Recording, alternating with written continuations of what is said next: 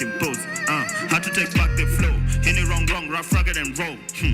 I say, yeah. If I get $1 million, yeah. Me and my G's, we gon' be ballers. Man, fuck diplomas, pay mad munga for the chorus. But what's important, they go hustle every day. The 8th day of the 8th month of the year 2023. Welcome to KUTV Rise Today, the best breakfast morning show. And this is Biashara Tuesday, which is coming to you every single Tuesday morning from 7 to 10 a.m. But preceding this is Art and Culture Monday with Karen Blessing, which happened yesterday as well. So if you tuned into that, you definitely enjoyed it, but you'd let me know if you did and what did you pick from whatever happened in the world of arts and culture yesterday on that morning breakfast show. One thing that we've been doing a lot here is following up on the court cases surrounding the Finance Act of 2023. Just last week, I think more than a week ago, the Court of Appeal ruled against the suspension of the Finance Act of 2023, giving provisions to the government to raise taxes for its maiden budget of 2023-2024. However, Okiya Omtata and the Law Society of Kenya did take this case again to the High Court of Kenya last week, where new deliberations have been made. The case has been set for September 13th and for 14th for substantive hearing. However, last week it refused to lift any orders or to provide any orders towards a suspension of a few sections of that Finance Act of 2023. This means the government has been given leeway to continue collecting taxes towards its budget, which is at 3.8 trillion Kenyan shillings for 2023 and 2024. The president, who is currently touring the Mount Kenya region, has come out in support of the Finance Act, of course, unsurprisingly so. However, we are waiting to see what kind of decisions will be made as of next month and whether we are going back to the streets, because this is the statement from the opposition chief Raila Odinga that if the bilateral talks between Azimio la Umoja and the Kenya Kwanza coalition do not bear fruit, we will be going back to the streets as of September, which will be coinciding with the time when the High Court will be making its substantive judgment on this High Court case, or on this Finance Act of 2023, which is before the High Court. Now, the president says that the Finance Act is going to be used towards, of course, raising taxes and providing employment. But taking a look at unemployment numbers from the Kenya National Bureau of Statistics, it looks really scary. 2.9 million people are unemployed, and 77% of them are the youth, who are bearing the brunt of a harsh economic time. A majority of this, which is at around 50% or 1.79 million thereof, is people aged between 20 to 29 years of age, which means the majority of the unemployed people in this current economy are 20 to 29, while universities are churning out thousands and thousands of these graduates every year. Millions of them out there go unemployed for more than a year, and some haven't even secured employment since they graduated years ago. So that's the kind of situation we are dealing with, even as the government provides a new funding model for universities. They are allowing students to apply through a testing method which will determine whether they are needy or somehow needy, and allowing many of these applicants who have just 1 month before they start their first semester in September will be put through a test to see what is their level of need, how much money do they need, do they get grants or do they get loans. That is still up for determination, and we'll be looking at this and other developments there, of course, a bit later on. But as the government, or as the president and his deputy president, are touring the Mount Kenya region for economic development, there was a lot of meet and eat. You get my point, right? So this happened over in the Mount Kenya region, and we're wondering, is this a coincidence that the president is touring the Mount Kenya region? Of course, likening himself to President Mwai Kibaki, who hailed from this Mount Kenya region at a time when there's a tussle between him and the opposition chief Raila Odinga. We'll be having this all wholesome look in a later discussion on politics and governance with Shadrach Kosgei, who's a political analyst. He'll be here to take a look at that, politics, the university funding model, and much more of what is informing us in the headlines this morning. It's not all politics. However, discussions are also happening here on opportunities that you can get to tap into. Later, we're taking a look at a summit or an entrepreneurship conference happening in 2 days' time. That is 11th. If today is 8th, so I think that's 3 days from now. From 10 a.m. to 2 p.m. of August 11th, there will be a conference to provide information to entrepreneurs and business people on how to add value to their brands, how to do content creation, and also how to do a lot of marketing and advertising in a digital age. How do you benefit from all the tools that are around you? So if you're a young person who is most likely unemployed between 20 and 29 years of age, you should be definitely tuning in for this conversation, which I'll be giving you more information about a bit later. So welcome to this awesome conversation happening on Biashara Tuesday on economics and business and politics as well. Keep talking to me on social media platforms at KUTV Kenya, at Richard_Kenye. Welcome to Biashara Tuesday.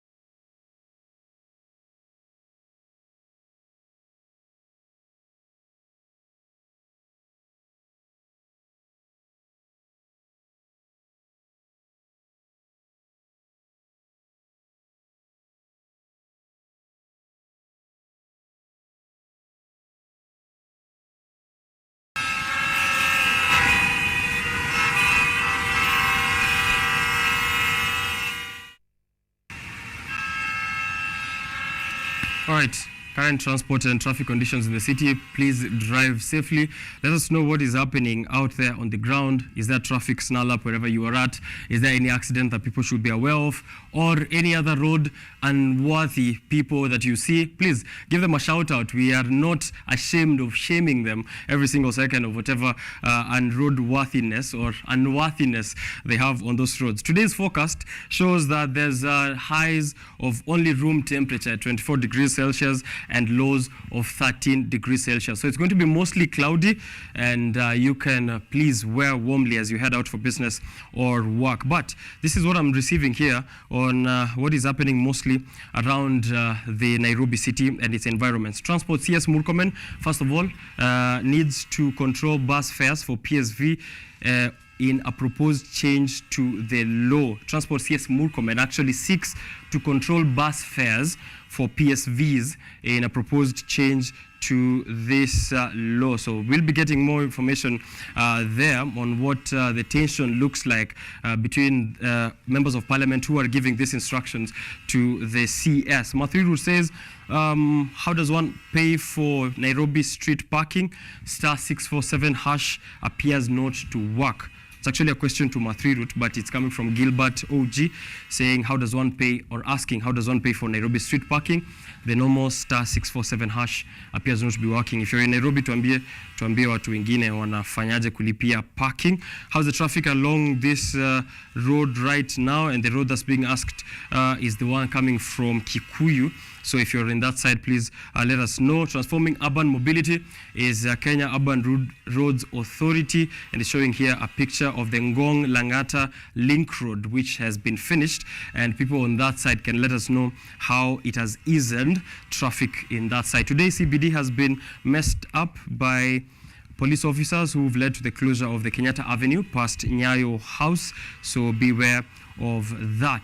There's some statistics here that I just want us to take a look at, and this is coming from Road Safety Volunteers of Kenya, and they're saying that in 2022, 14% of vehicles sold globally were electric. The number is projected to shoot by 20 or to shoot to 25% by 2025. So in 2025, vehicles which will be sold globally as electric cars will be at 25%. Just like the transformation from manual to automatic vehicles, which has advanced even to commercial vehicles like trailers, which was unthinkable, by the way, at some point. This means that it will get to a time where we won't have to depend on fuel and fuel taxes as a source of income for the nation, but we'll have to go to the drawing board and take a look at alternatives. So Road Safety Volunteers Kenya is saying that just like the films where we had to wait for mshipi kuja and digital cameras, change is inevitable. Electric cars are here. It's time for us to embrace them. So take a look at that. If there are opportunities that you can innovate around electric cars, this is the time. I know that Basigo and Rome are the two frontline startups which have been pioneering electric cars and electric buses in Kenya and also expanding all over East Africa, but it is a prime time for us to take a look at an electric future. How do you just close a roundabout, avoid Uhuru Highway, Kenyatta Avenue?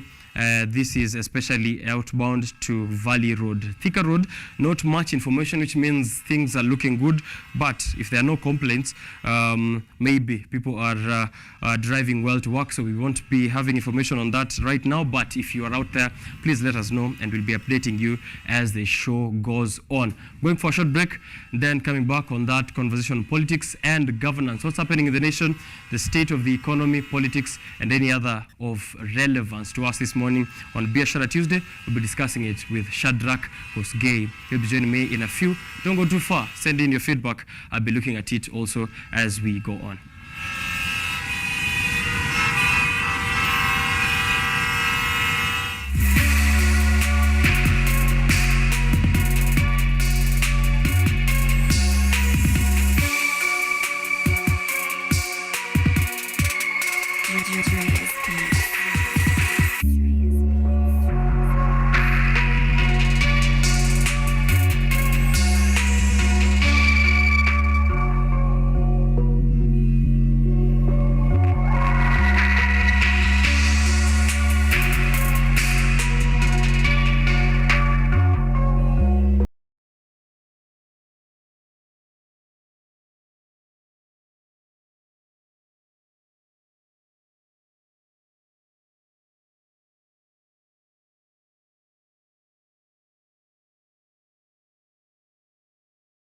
There's just one more update on the roads, a crucial accident.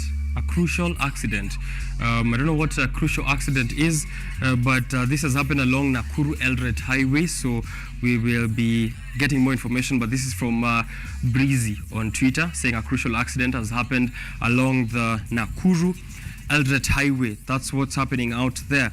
As a little brain teaser, the Kenya Power and Lightning Company has been overcharging consumers by over 20% in purchase of electricity for the past few months, and this is according to a report by Nancy Gathungu, who's bringing tears to my eyes just by this kind of information. So the amount that you've been using in terms of electricity consumption does not match the actual amount that Kenya Power has been generating, distributing, and of course transmitting to all its consumers. So that figure does not match what you've been paying for. So the amount of tokens you've been buying does not reflect the amount of electricity or the amount of power that has been transmitted to you. And this is pointing towards a company that has decried losses as of last year, December 2022.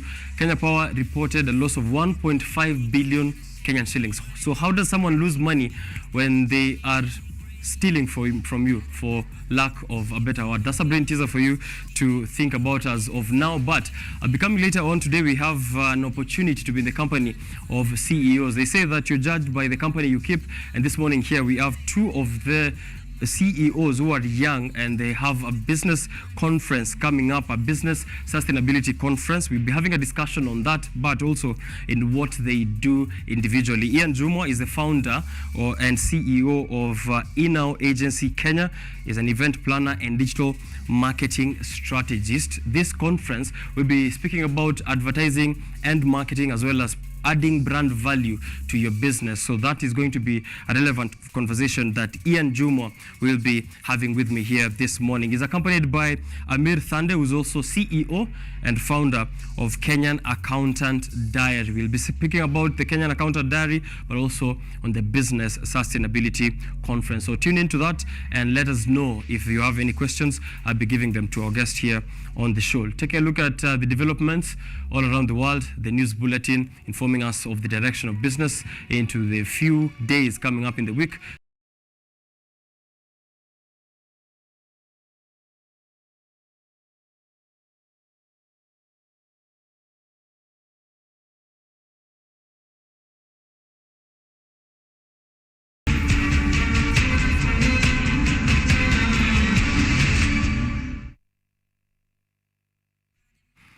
All right, we begin with information, of course, on the Finance Act, which is of importance to us.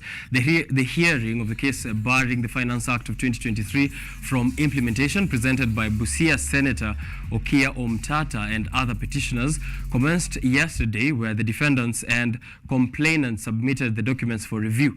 According to the three-judge bench, which was led by Judge David Majanja, Christine Meoli and Lawrence Mugambi, the case will be reviewed on the September 13th and 14th to give court time to go through all the evidence which has been submitted. Petition. The Finance Act 2023 case hearing will commence on September 13th and 14th. The ruling was made by Judge David Majanja, today being the first hearing. What we have stated in the affidavits are factual and we produce the evidence. So these are matters for the court to look at when we do the substantive arguments, and the court will be able to make a decision as regards whatever padding that the parties wish to based on those documents. We also informed that the amended petition has been amended again, and we really do not know what the second amendment is all about, and therefore we need to see it even before we can deal with it.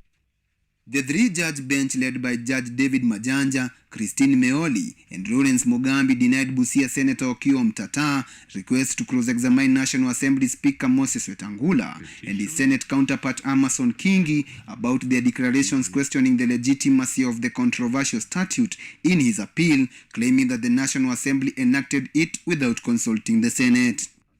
We need a fair trial and we need an equality of arms in this court.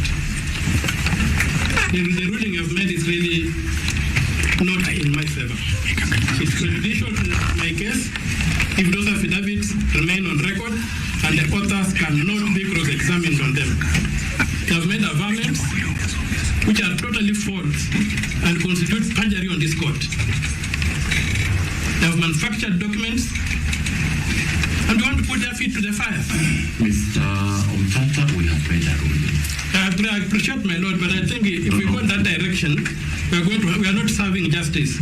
Meanwhile, despite the Court of Appeal judgment, one of the petitioners in the case, which is the Law Society of Kenya, maintained that the Act application is unconstitutional.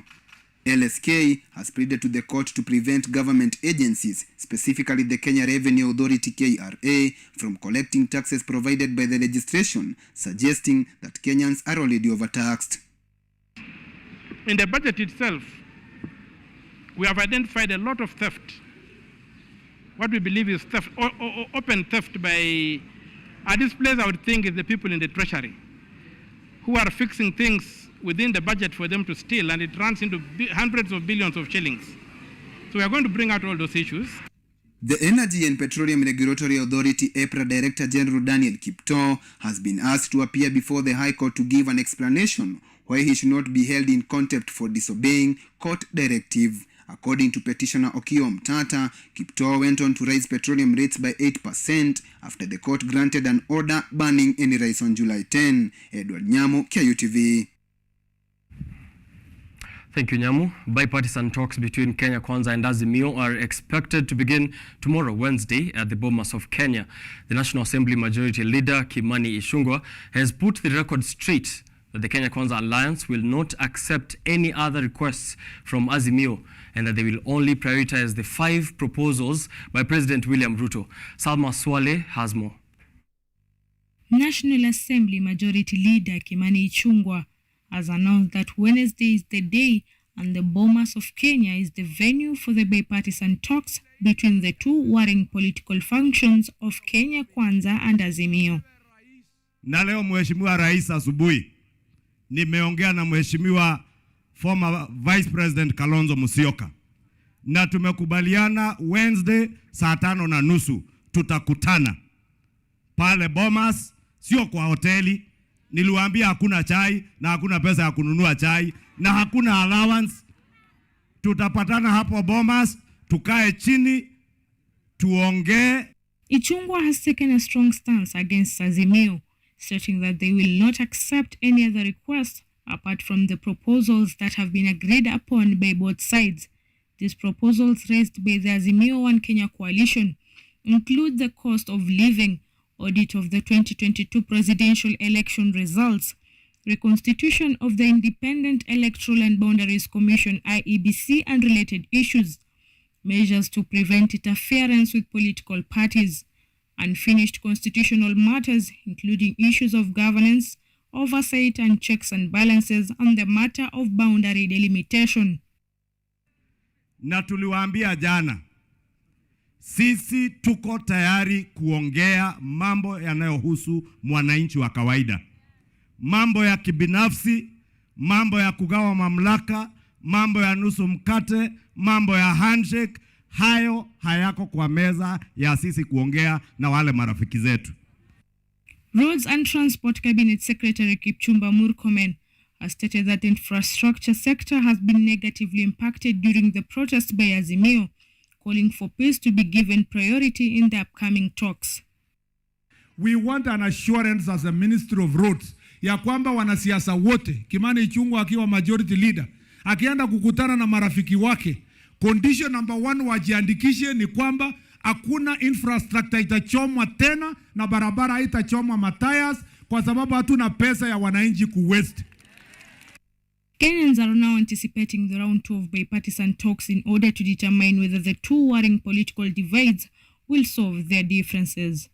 Salma Swaleh, KUTV. While in Nyeri, the President William Ruto has reiterated the government's hard stance against politics of power sharing. Speaking during a public rally in Nyeri County, President Ruto and his top allies blasted the opposition leaders headed by Azimio leader Raila Odinga over the push for handshake, underscoring that the opposition's long-term blackmail into sharing power with the past regimes seems to prove futile in the Kenya Kwanza government.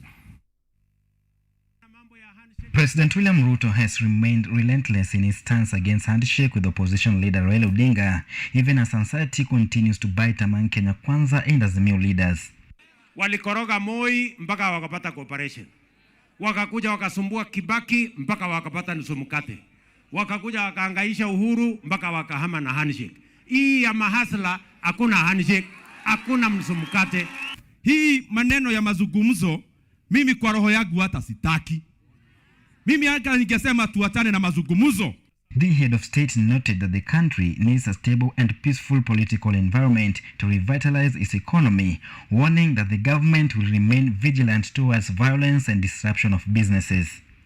Pia tukubaliane mambo ya vita na fujo na kuharibu mali na kuharibu maisha biashara ya watu. Pia na hiyo tukubaliane tukomeshe katika taifa letu la Kenya.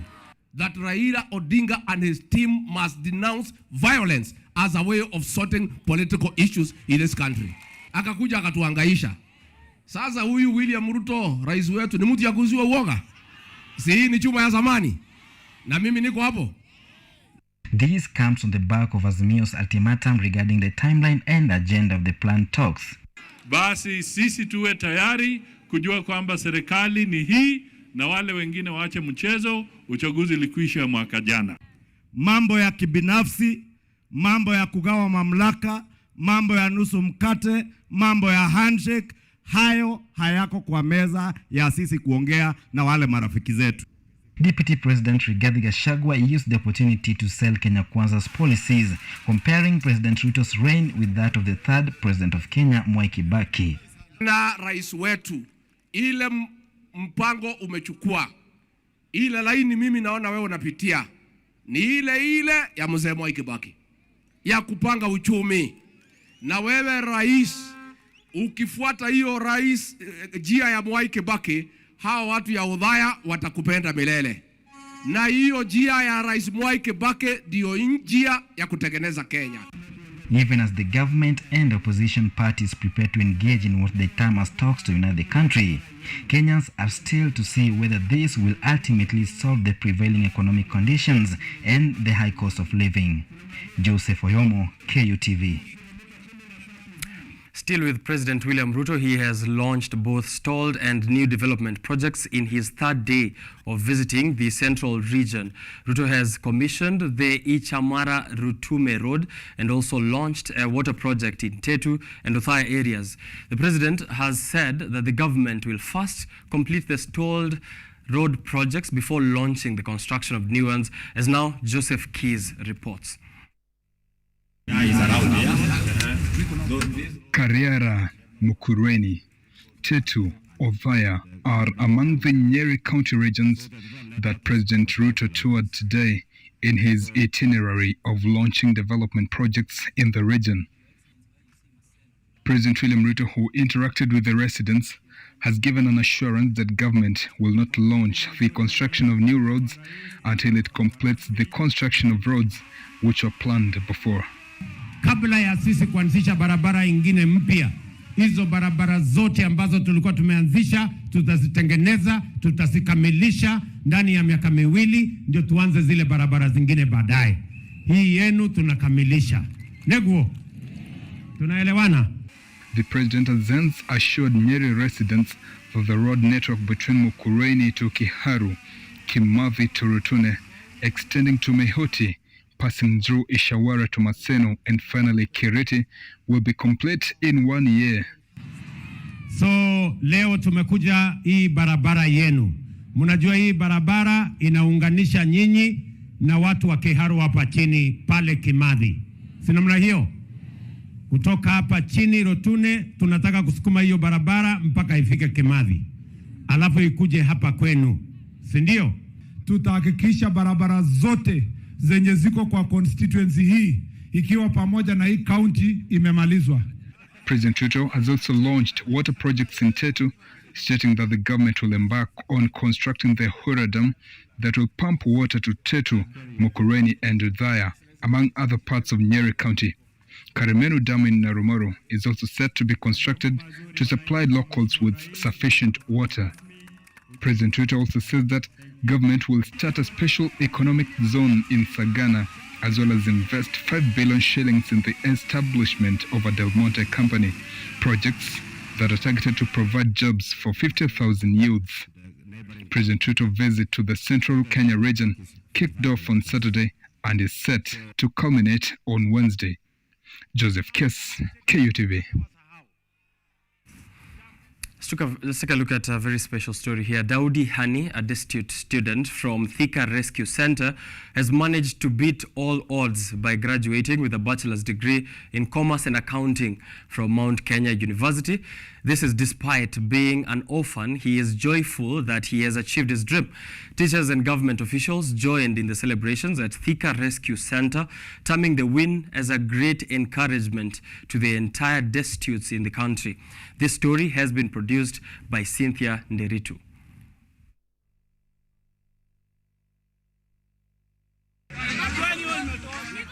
Though the journey was bumpy for Daudi, he made a lot of efforts and promised himself that he would emerge victorious as well as help his siblings. He was raised in different rescue centers and finally was transferred to Thika. After the transfer, Daudi managed to join schools, both primary and secondary schools, which he performed tremendously well, garnering a B- that would see him admitted at the Mount Kenya University, a place where he would then graduate with a second-class upper division. I never knew that one day I will graduate. I just started pushing, and when I got 400 marks, I just knew I can do it. The Secretary, Department of Children's Services Shem Nyakutu, joined in the celebrations, terming the achievement as a milestone that will motivate more disadvantaged children to enable them achieve their dreams. We've gotten 100 million for fencing of all our institutions' land so that they are safe from land grabbers. Thika MP Alice Ng'ang'a, who was also present, congratulated Daudi, saying he has set a good precedent and broke the record that disadvantaged children can as well make it. Hadi did not know even who named him. He just found himself at the rescue center.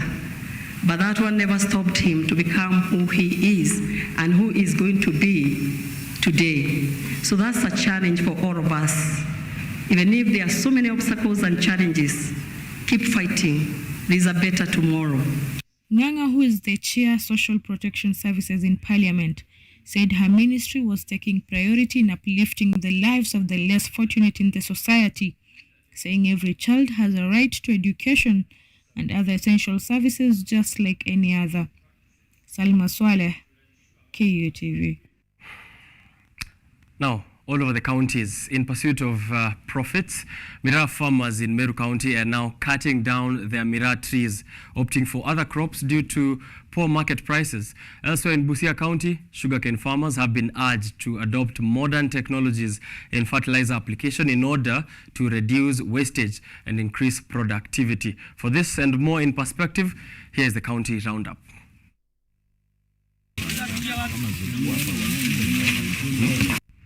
Sugarcane farmers in Busia have been challenged to embrace modern technologies of fertilizer application that is economic, accurate and uniform to all crops. According to Titus Ondigo, the agriculture officer in charge, this will solve long-term problems in terms of fertilizer management to increase tonnage per acre. We have brought in this technology to solve most of our long-term problems in terms of fertilizer management. As management, we have suffered huge losses in terms of fertilizer theft. Lakini kulingana vile nimeona teknolojia imekuja mpya iko rahisi kwa afya ya binadamu. Ndio naizia wakulima wachukue teknolojia ili kitu ya kwanza kumake waka easier, kitu ya pili kwa afya ya binadamu mfanyikazi. Elsewhere, a section of miraa farmers in Meru are cutting down miraa trees, opting for other cash crops like avocado to help them make a living. The farmers have complained about the increase of middlemen and tax in the miraa market, reducing their profit margin. They are now calling upon the government to help them redeem the cultivation of miraa. Ilikuwa ngunia moja ilikuwa 1,080, saa hii inatoka 20,015. Ndio tunaomba serikali iweze kuingilia, kwa sababu sijawahi ona kitu kingine ikiteremuka na 75% ni miraa peke yake. Tunamuomba miraa yetu iwe soko huru kama zile zingine, kama mananasi, kama bamba, kahawa na bayani. Meanwhile, Governor Fernandez Barras of Kakamega has flagged off the distribution of drugs essential worth 240 million received from the Kenya Medical Supplies Authority KEMSA to all health facilities in the county. The Level 5 Kakamega General Hospital will receive drugs worth 56 million. Its other facilities receive both pharmaceuticals and non-pharmaceuticals and reagents worth between 10 to 15 million. Itakuwa inapokea madawa minimum of 15 million na zile kubwa zitakuwa zinapokea madawa of almost 15 million Kenya shillings. So between 10 and 15 million we have a schedule ambayo madawa ziko hapa. Na CGH being the biggest facility we have ambayo ni level 5, the drugs which we are releasing to CGH are worth 56 million Kenya shillings. In the meantime, Embu medical doctors have issued a 21-day strike notice to the county government upon failure to address their work-related issues. The county of Embu a notice for strike that will be beginning on the next 21 days, that's 28th. But at the same time, we are taking the Embu county to court for actually deducting the statutory deductions from the doctors are not limiting to the respective bodies. And that's why we are demanding that as the county is doing its budgeting, they must promote the doctors, they must employ the doctors, and they must employ them in the right terms so that the residents of this county can benefit in the right to health care as enshrined in Article 43 of the Constitution.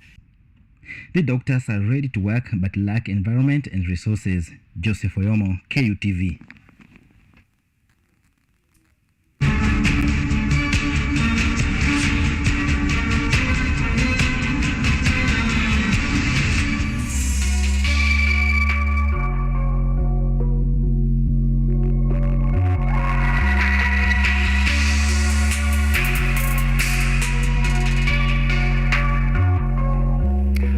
That county roundup brings us to the end of the updates here this morning. I realize I said Joseph Keys, who's a reporter with us, but it's Joseph Kess. So apologies to Joseph Kess and also gratitude to all the reporters from KUTV Newsroom who've been able to bring us all this information. Remember to follow up through to the rest of the broadcasting at KUTV Primetime News and Mizizi Habari later on for all the developments and updates in your world on real time, day by day. But now we're coming back to business. It's time for more on Biashara Tuesday. A few updates for you to note. The Kenyan shilling has hit a record low of 150 against the US dollar. So now you will get 150, or you will need 150 Kenyan shillings to get just $1. The government is projecting that the shilling could weaken further to 151 or 152 by the time it is repaying its debut Eurobond in June next year. They're saying it will be 151 to 152 in July next year, but I have to say it is going to be a bit more, or way more than that, given that earlier this year the president said that by this time the shilling will be trading against the dollar at 135 shillings. And now we're doing 150, which is more than 20. That's 25 Kenyan shillings above his projection. So by next year, by the time we need to pay the Eurobond, it will be at more, I speculate, and we can do a bet with anyone on this, it will be at around 160. Some more updates for you to also take a note of is that the High Court in that finance case has now summoned the EPRA Director General Daniel Kipto to go and answer or show cause why he should not be found in contempt of court over the implementation of the 16% VAT on fuel. So that VAT on fuel went into effect in July 1st, as in contrary to the orders that were given by the High Court at around that period, suspending implementation of some parts of the Finance Act of 2023. So we've been charged by EPRA at the pump more than 10 Kenyan shillings per litre of fuel, which was the adjustment upwards as of July 1st, according to the Finance Act. However, the High Court had said this shouldn't happen, but EPRA didn't listen to that, and now they have to answer to the court and show why they should not be found in contempt of court. Also, petitions will be heard at 13th and 14th of September for the Finance Act, and the court has declined to give any conservatory orders towards the suspension of the Finance Act of 2023. So those are some of the updates that you can get to be thinking about as we also come back and discuss more developments in the world of business. I have a conversation happening here in Opportunity, which is a business sustainability conference happening from the 11th, or happening on the 11th of August, which is 3 days from now, yeah? So you should be there from 10 a.m. to 2 p.m. A discussion is happening. It's all going to be a virtual conference, and it's a brand awareness conference on financial literacy, marketing and advertising, content creation, and brand value addition. We'll be giving you information on how you can register for this virtual conference. I'll be discussing further on it with the CEO and founder of the Kenyan Accountant Diary, that is Amir Thande. He'll be joining me on set alongside Ian Jumwa, who is the founder and CEO of iNow Agency Kenya. I don't know if it's iNow or iNow, but he'll be here to tell us more. He's an event planner and digital marketing strategist. So let me take a short break, take a look at your feedback, and then we'll be back to more business on hashtag Biashara Tuesday. Don't go too far.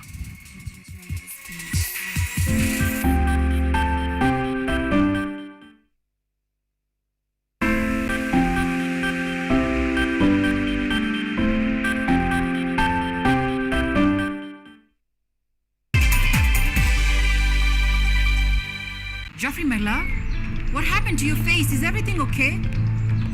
Are you hurt? I'm a bit nervous.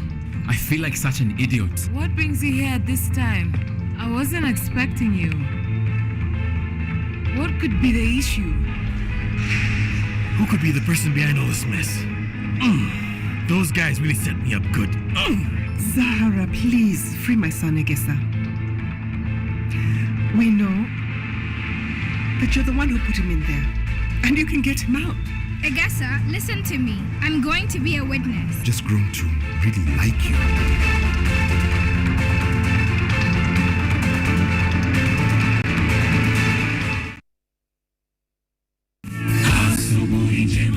The fear of the Lord is the beginning of wisdom. The Bible says, when he spoke, then he spoke a parable to them, that men always ought to pray and not lose heart. Christ says, I stand in the door and I knock. Whoever hears my voice and opens, I will dwell with him. Like the moon, I will fade, but like the star, I will rise again. And though I fall, be rest assured assured that I will rise again. Go to the hospitals, tell them that God will heal them. Go to the prisons, tell them that they'll be free. Go to the crusades and tell people that Christ is coming, and sooner than the word itself, the second advent is imminent.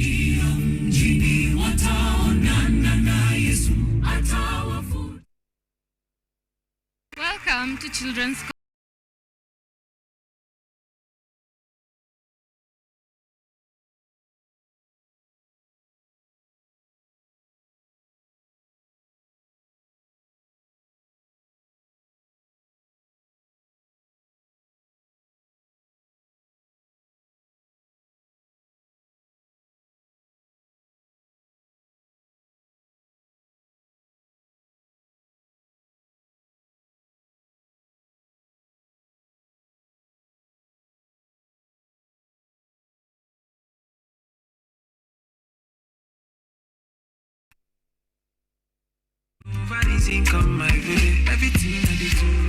It's the kind of life I ever wanted. Money, power, moves, and it does. And I also went to like a seminary school too, like where I'm supposed to be like a reverend father. I've always been around music all my life. Yeah, I mean, it's up to every artist to know what motivates them. I saw you with the content, tell me nonsense. Say we no get memo, take the content. Check my watch, you go see na gas timing.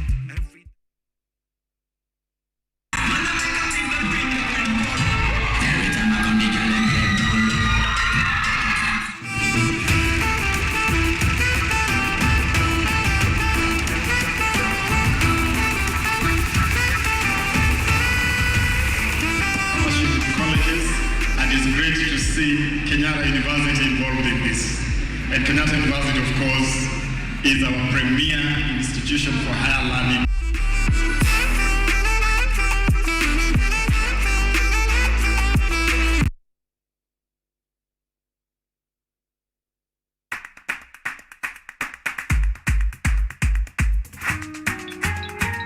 What are some of the ways through which you can develop these skills so that you are comfortably fitting into the job? You have to put yourself in positions where you are uncomfortable. Uncomfortable in the sense that you are not clear about what to do.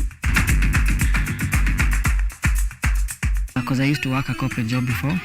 So when I left, I happened to visit someone's farm around this area. So this project is called Security Breach Detector and Readiness Familiarize. It is meant to be used to detect, detonate explosive. We'll tackle all the tough issues, discuss all the weird moments, and hopefully share a few laughs along the way.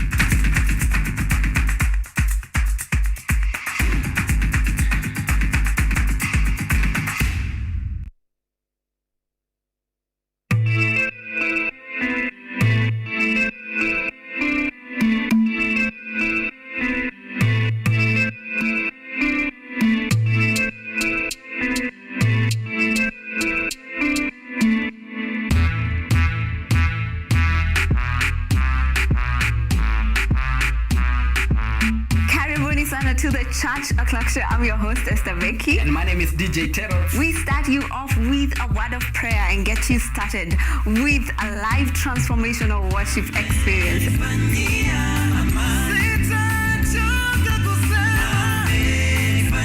have our minds renewed by the word of God on the word segment. And not forgetting new music za hii wiki, yani ndakuwa bado nawapatia pale wasanii wamekuwa kiwakali.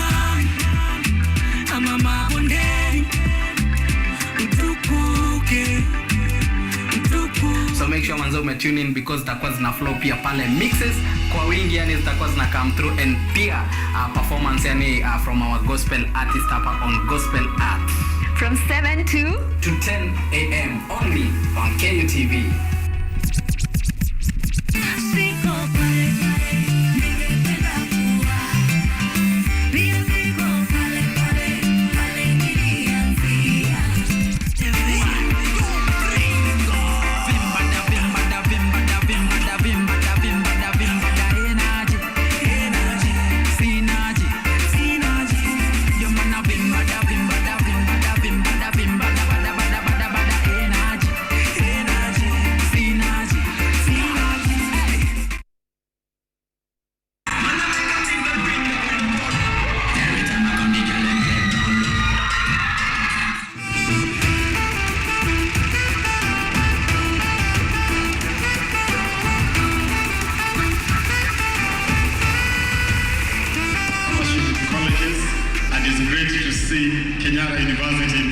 this. And Kenyatta University, of course, is our premier institution for higher learning.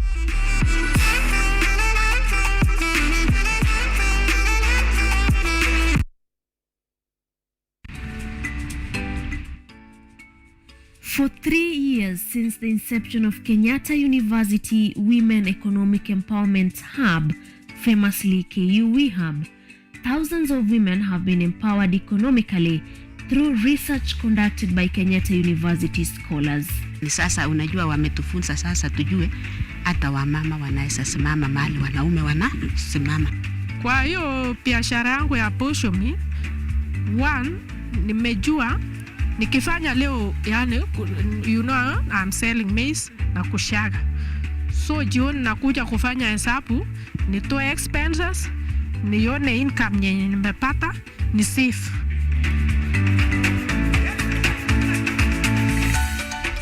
KUE Hub partners with different stakeholders in implementing research ideas through decision and policy making at county levels. As we influence policy ourselves, we use data for policy. Also use this data for fundraising, which they are doing.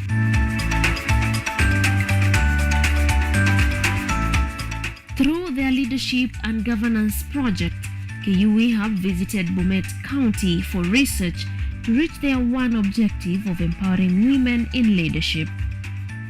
Nimejaribu juzi kuania kiti cha director Kenya National Chamber of Commerce, and thank God I was elected, being a woman. And again, I've got other leadership positions yenye nimepata. Do not miss out on this special feature this Sunday on KUTV at 9 p.m.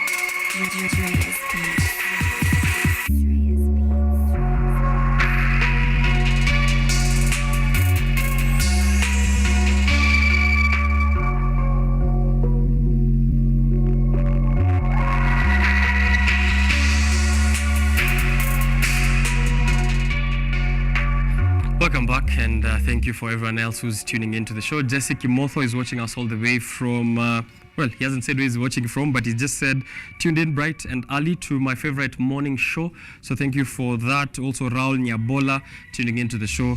We are very grateful for all the viewers. So continue giving us your feedback here on KUTV Kenya. We are streaming live YouTube. So if you're heading out of the house and are not close to your TV, YouTube at KUTV Kenya Live. You'll be finding this stream going all the way to 10 in the morning. Also interact with us on the SMS, WhatsApp numbers, and on Twitter as well at Richard_OKENYE, at KUTV_Kenya. We're going to be having an enlightening segment here in just a short while. We will be discussing business sustainability and brand awareness. I'll be joined by people I've invited here, the company of founders and CEOs who are going to give us a wealth of insight on how you can harness the power of the digital realm to amplify your brand, visibility, and impact. However, they are very pivotal in a conference coming up in 2 days, and it's going to be empowering entrepreneurs and business enthusiasts.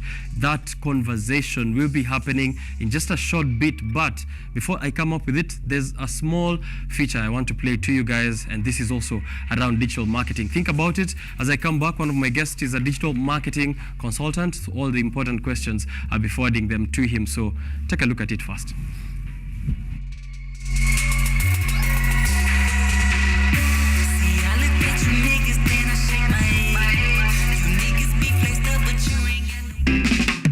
My name is Alex Moy. I'm founder and creative director of Archer Digital, a digital marketing and advertising agency based here in Nairobi. And we work with small and medium enterprises to help them acquire and retain their customers. customers profitably, doing a whole range of marketing solutions for them, social media, film and the likes, but really to help them be able to communicate and capture their customers. A little background is it's a youth-owned business. It started from a campus hostel just as a side hustle, and when we actually just finished campus, we just thought, hey, we know the economy sometimes is hard with employment and all that, and since we already have some skills, how about we just start and see how it goes? And it all started with just that. With whatever little money we had in our pockets, we bootstrapped and said, let's start doing this. Our inspiration to start Archer Digital was just the passion of seeing how a little business can be uplifted by the things you do.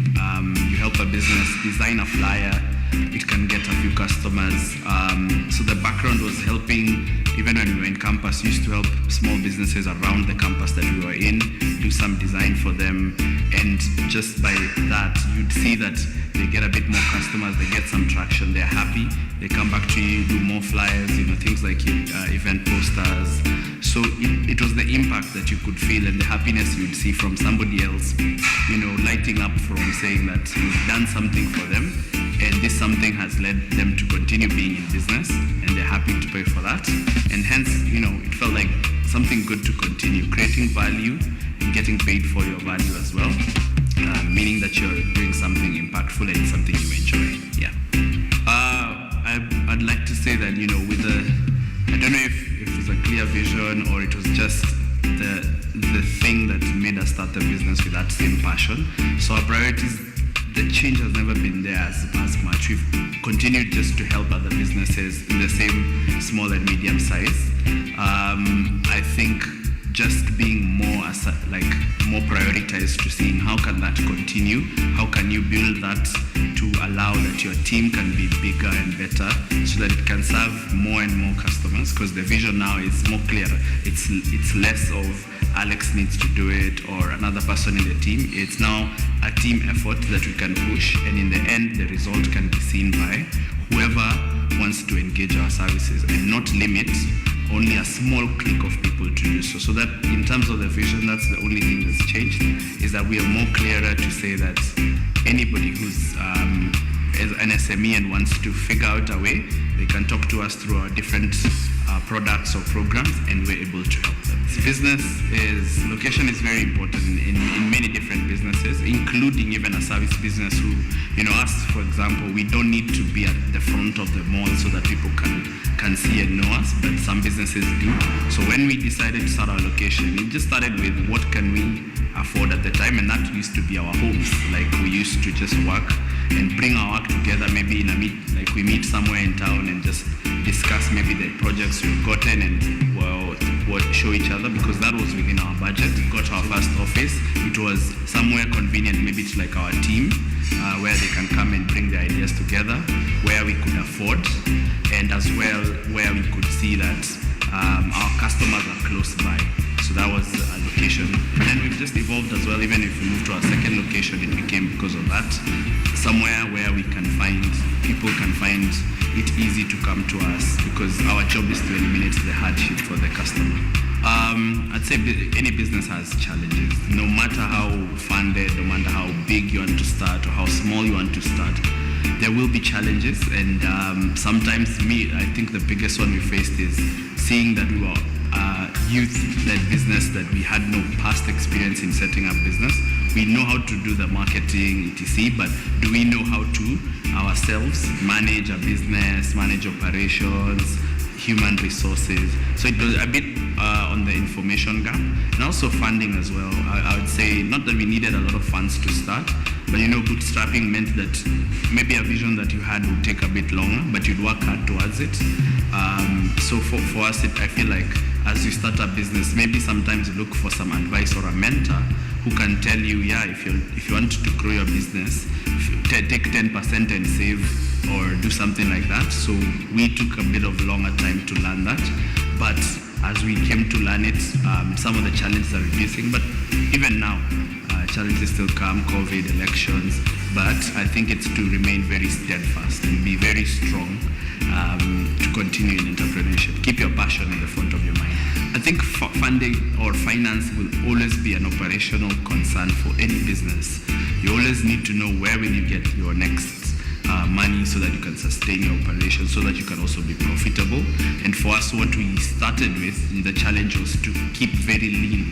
As a young team, as young guys, you can afford to maybe like skip a meal. There's nobody depending on you to say that, please send us, I don't have a family maybe or something like that depended on you. So you could keep your finances really lean. If you have the opportunity when starting, you can do that and say that I'll try and keep it as affordable as possible. So we tried to do that for the longest time, and we still do. So managing your finances, learning a bit about financial self-control, financial management, and then I guess putting in systems, the financial systems, like payment apps or your accounting applications, or even the accountant that you might end up needing. So we've managed it that way, and then now we continue to fund our business through operations, being able to work for clients, then taking that work and paying the dues that are there, so employees, office rent, and so on. But you keep budgeting, seeing your payments are coming in, then continue. Don't rush into now taking a whole team of 20 and then saying, let's wait for work. You have to grow at pace. And if you do need a big team in the beginning, then you might need to find some financing to be able to sort you out. But good thing that the world is really opening up. There's all these programs. Banks are listening. Funders are available. So I guess it's figuring out what do you want to do. Then share your passion widely with all the people you want to see, maybe be part of your clients or be part of people who trust in you.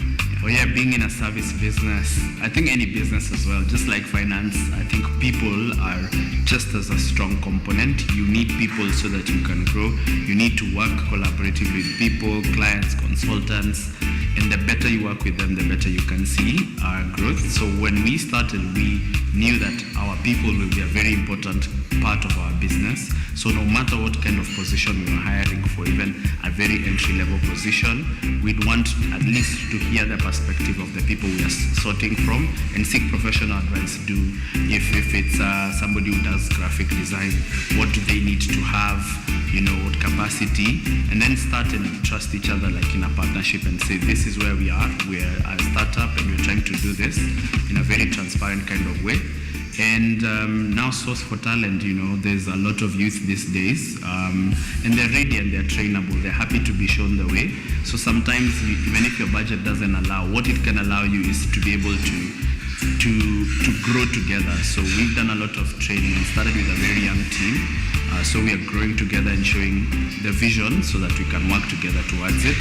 And then, just keep the respect. I think just like humans, you treat them well, you get to collaborate well.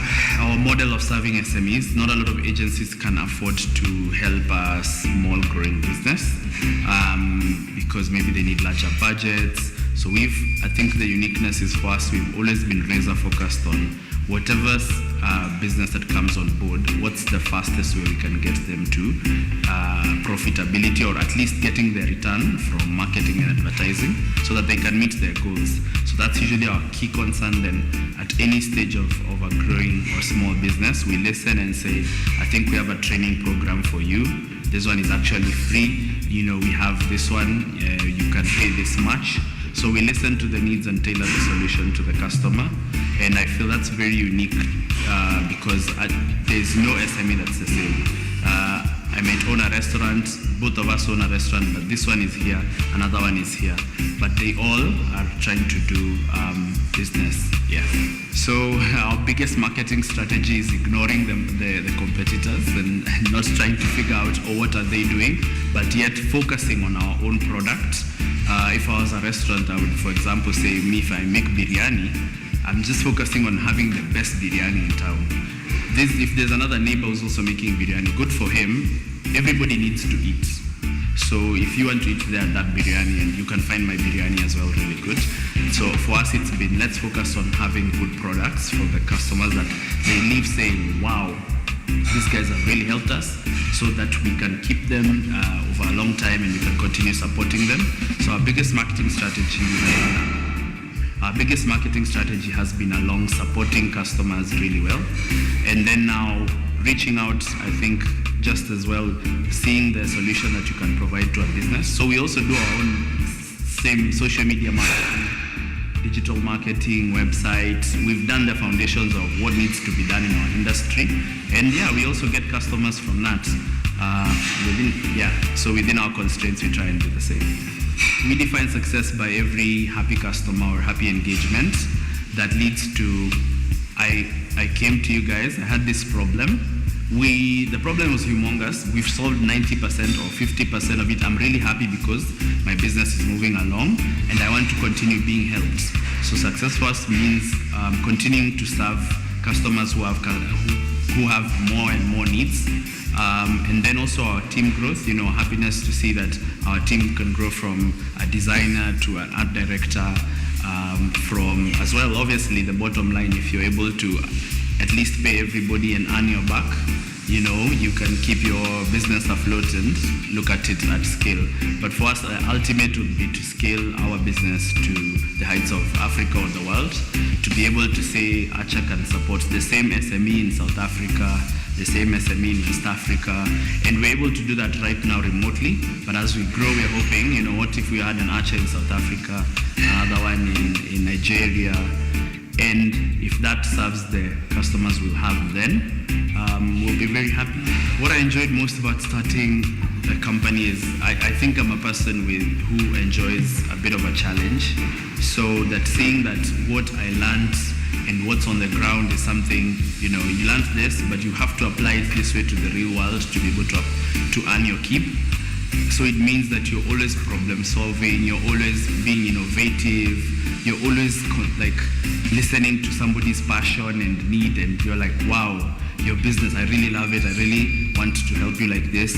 And it's something I've really enjoyed, the joy of working with, up to date we've worked with 114 SMEs, just touching their business, and this guy is like, wow, that's really fantastic, ABCD. And even when we go wrong, seeing that we can still be human and discuss this and say, oh, client, we are sorry, but we can fix it and rectify it.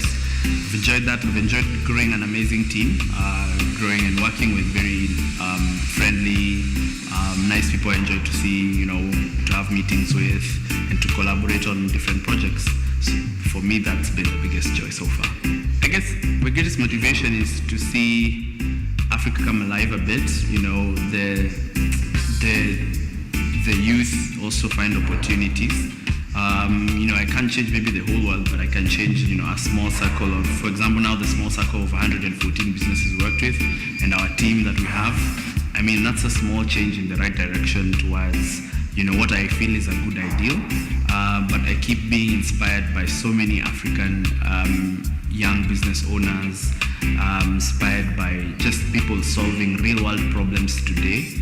So even seeing those products that we market that are solving problems for others, you're like, wow, this guy has an app that does this and it's helping somebody else. So that's also my inspiration. I've been very much inspired by a lot of African leaders and young people actually doing great things. I really like Vusi Tembekwaya of South Africa, who's a very inspirational speaker, advises young people in business. Vusi Tembekwaya. Yeah, Vusi Tembekwaya, good writer, good inspirational leader. At the Sandbox as well, where we are, I think I found good leadership in a lot of the SMEs we work with. But very particularly, I think Joram Winamo has inspired me in the business world and mentored me a bit. And globally, if you think about it, marketing-wise, I've been inspired by the likes of Simon Sinek, who's quite a thought leader in differentiating and doing things with the real purpose of why, and impacting real things. Just don't do marketing to do marketing. Enjoy what you do and really look at the results for others. So those have been really inspirational, I guess, people for me. My advice, if you really want to be an entrepreneur or you're just looking into the space, even if you're in 9 to 5, it doesn't limit you from being an entrepreneur. You can, within your organization, for example, Archer is an SME as well. I've found people in our team who've looked at how can we grow it, and we've grown it together. That's called entrepreneurship, because only the growth of where you are, if you're in somewhere and you don't want it to grow, you can't grow. So for me, if you want to go into entrepreneurship, I would believe that it's important to really have the passion for whatever you want to do. Don't open a restaurant if you don't like cooking or if you don't like the smell of food. So I believe is find something you really like, find that to solve a real problem that's in the market as well.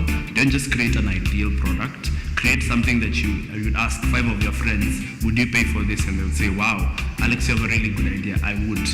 And now take it and try and mold it and I think entrepreneurship has a level of patience that you need. Don't be thinking that you open today and there will be 50 customers at your door.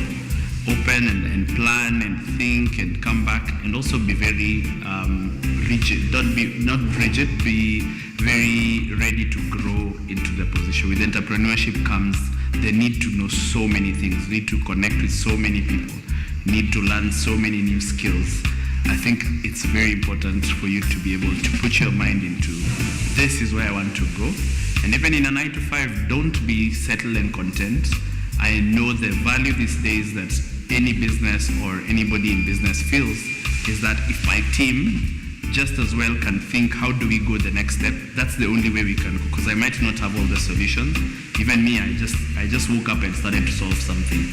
Maybe I'm not seeing the problem you're seeing. So if we can work together and we can build it, let's do it. Let's not be content with just being at a 9 to 5 and doing, I wake up and I go and I come back at home and I've been told to do this and I'm done.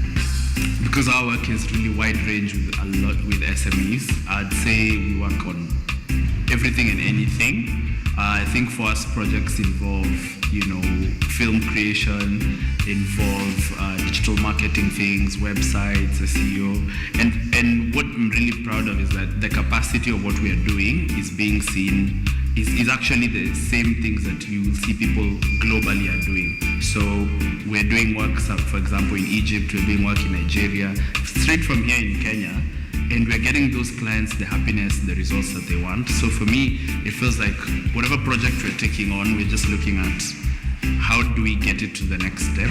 And if it's getting to the next step, we continue and again. So it could be so many things.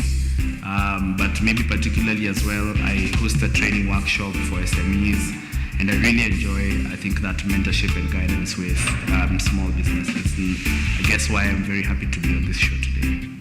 Thank you so much. You're welcome, and have a good one. Good luck, entrepreneurs.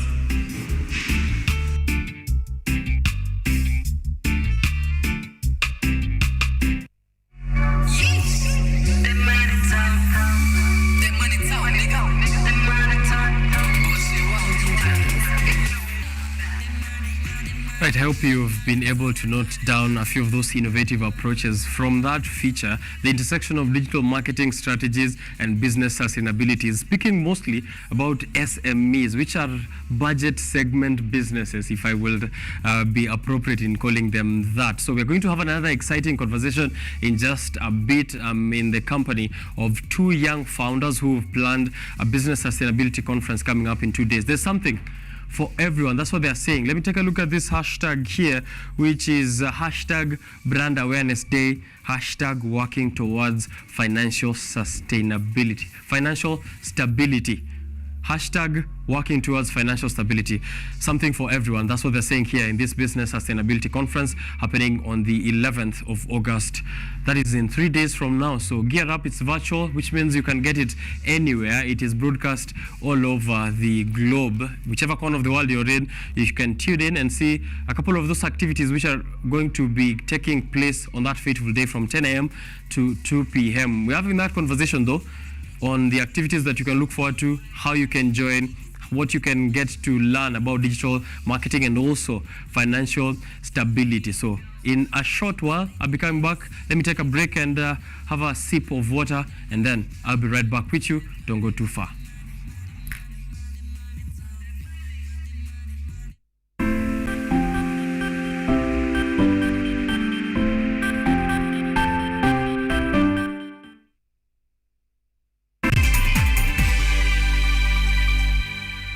you an aspiring media practitioner, a graduate, or you just want to advance your skills in television production? Then welcome to Kenyatta University, where education meets innovation. KUTV, the premier university television station in Kenya, is now offering short courses in TV studio, field technical operations, and video editing. Through these courses, you will acquire hands-on skills on camera operations, media production, lighting techniques, audio-visual editing, and sound and visual control, and how to operate key equipment in modern TV control room. Enroll today at KUTV and discover your full potential in cutting-edge TV broadcasting. Graduates of these courses will receive professional certificates. For more information, visit our offices at KUTV Studios or call us on 020-870-4252 or 020-870-4255 or SMS us on 0739-110-544. KUTV, a new experience.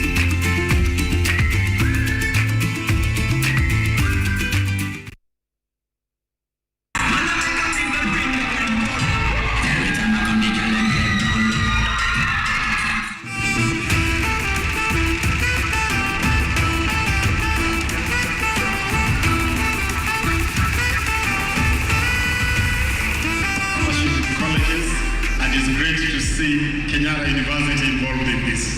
And Kenyatta University, of course, is our premier institution for higher learning.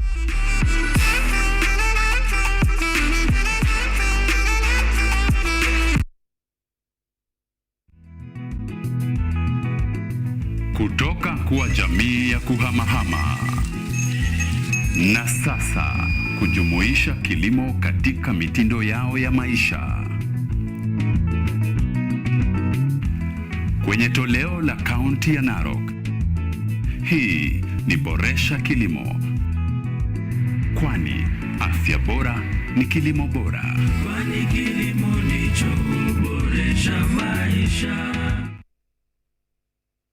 Focus on Health is a show that creates awareness on matters health and informs you on various diseases, their causes, treatment, prevention, coping, and support.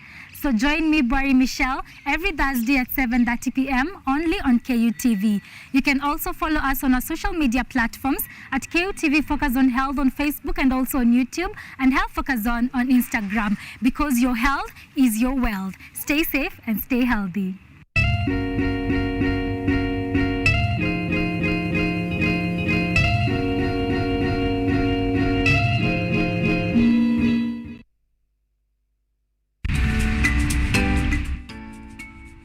For 3 years since the inception of Kenyatta University Women Economic Empowerment Hub, famously KUE Hub, thousands of women have been empowered economically through research conducted by Kenyatta University scholars. Ni sasa unajua wametufunza sasa tujue hata wamama wanaweza simama mahali wanaume wanasimama. Kwa hiyo biashara yangu ya Poshomi, nimejua nikifanya leo, yani I'm selling maize na kushaga. So jioni nakuja kufanya hesabu, nitoe expenses, nione income yenye nimepata, ni safe.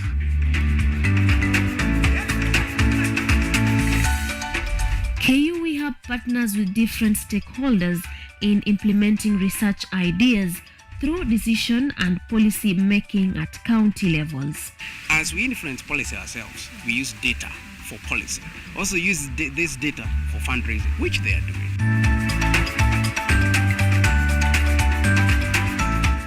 Through their leadership and governance project, KUE Hub visited Bomet County for research to reach their one objective of empowering women in leadership.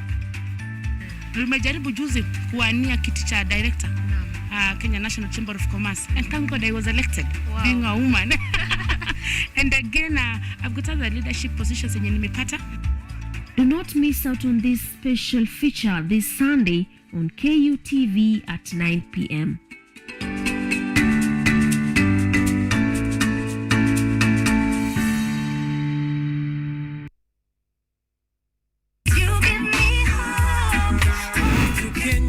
This is my jam down. I said, man, I will never give up. Na hata nikisota the way.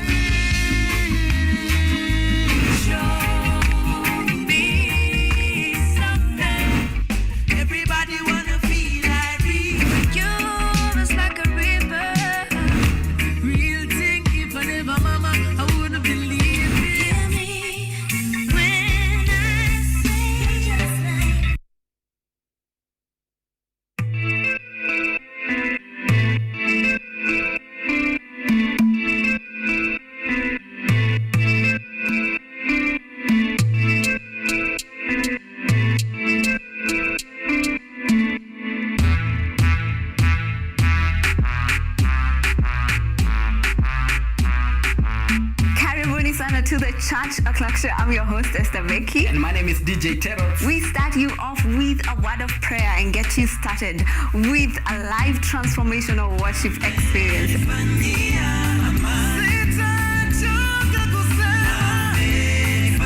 And have our minds renewed by the word of God on the word segment. And not forgetting new music za hii wiki, yani ndakuwa bado nawapatia pale wasanii wamekuwa kiwakali.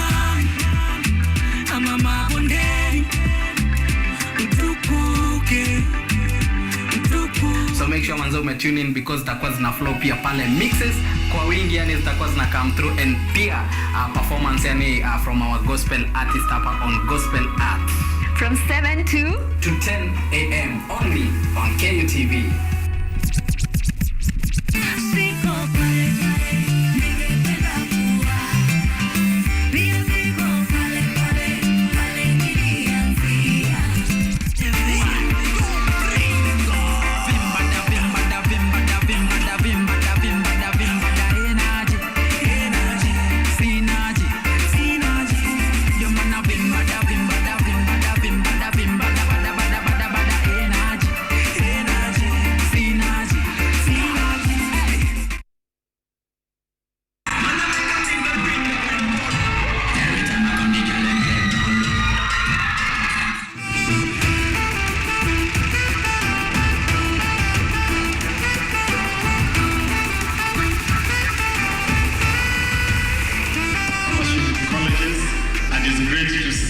Kenyatta University involved in this. And Kenyatta University, of course, is our premier institution for higher learning.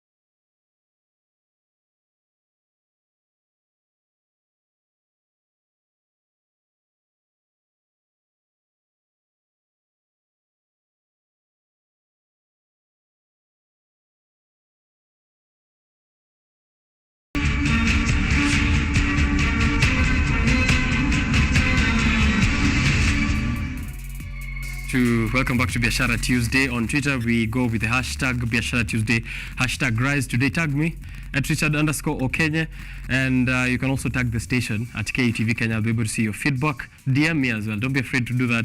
Across all platforms, actually. Is it all platforms? On X, it's actually called X now. So give me your X posts, because now it's no longer posts, it's no longer tweets and retweets, it's posts and reposts. So your X posts and your X reposts will be highly appreciated here on this show, but also on Instagram. I am there as well at Richard_Kenya. Give me a DM, give me a shout out on anything that you'd like to highlight here on the show. I'm in the company of founders, and they say that you are judged by the company you keep. Today, I'm in good company of two young CEOs and founders of their own individual ventures. We'll be getting to learn more on what they do, but most importantly, they have a joint business conference, business sustainability conference that is coming up in just a few days. It's all virtual, so it's easy for you to join in at any point, anywhere. Even if you're at work or even if you're traveling, it will be easy for you to get to tune in and see what is happening. I'm not going to preempt the activity of the day. That's going to be the work of Amir Thande, who is the CEO and founder of Kenya Accountant Diary.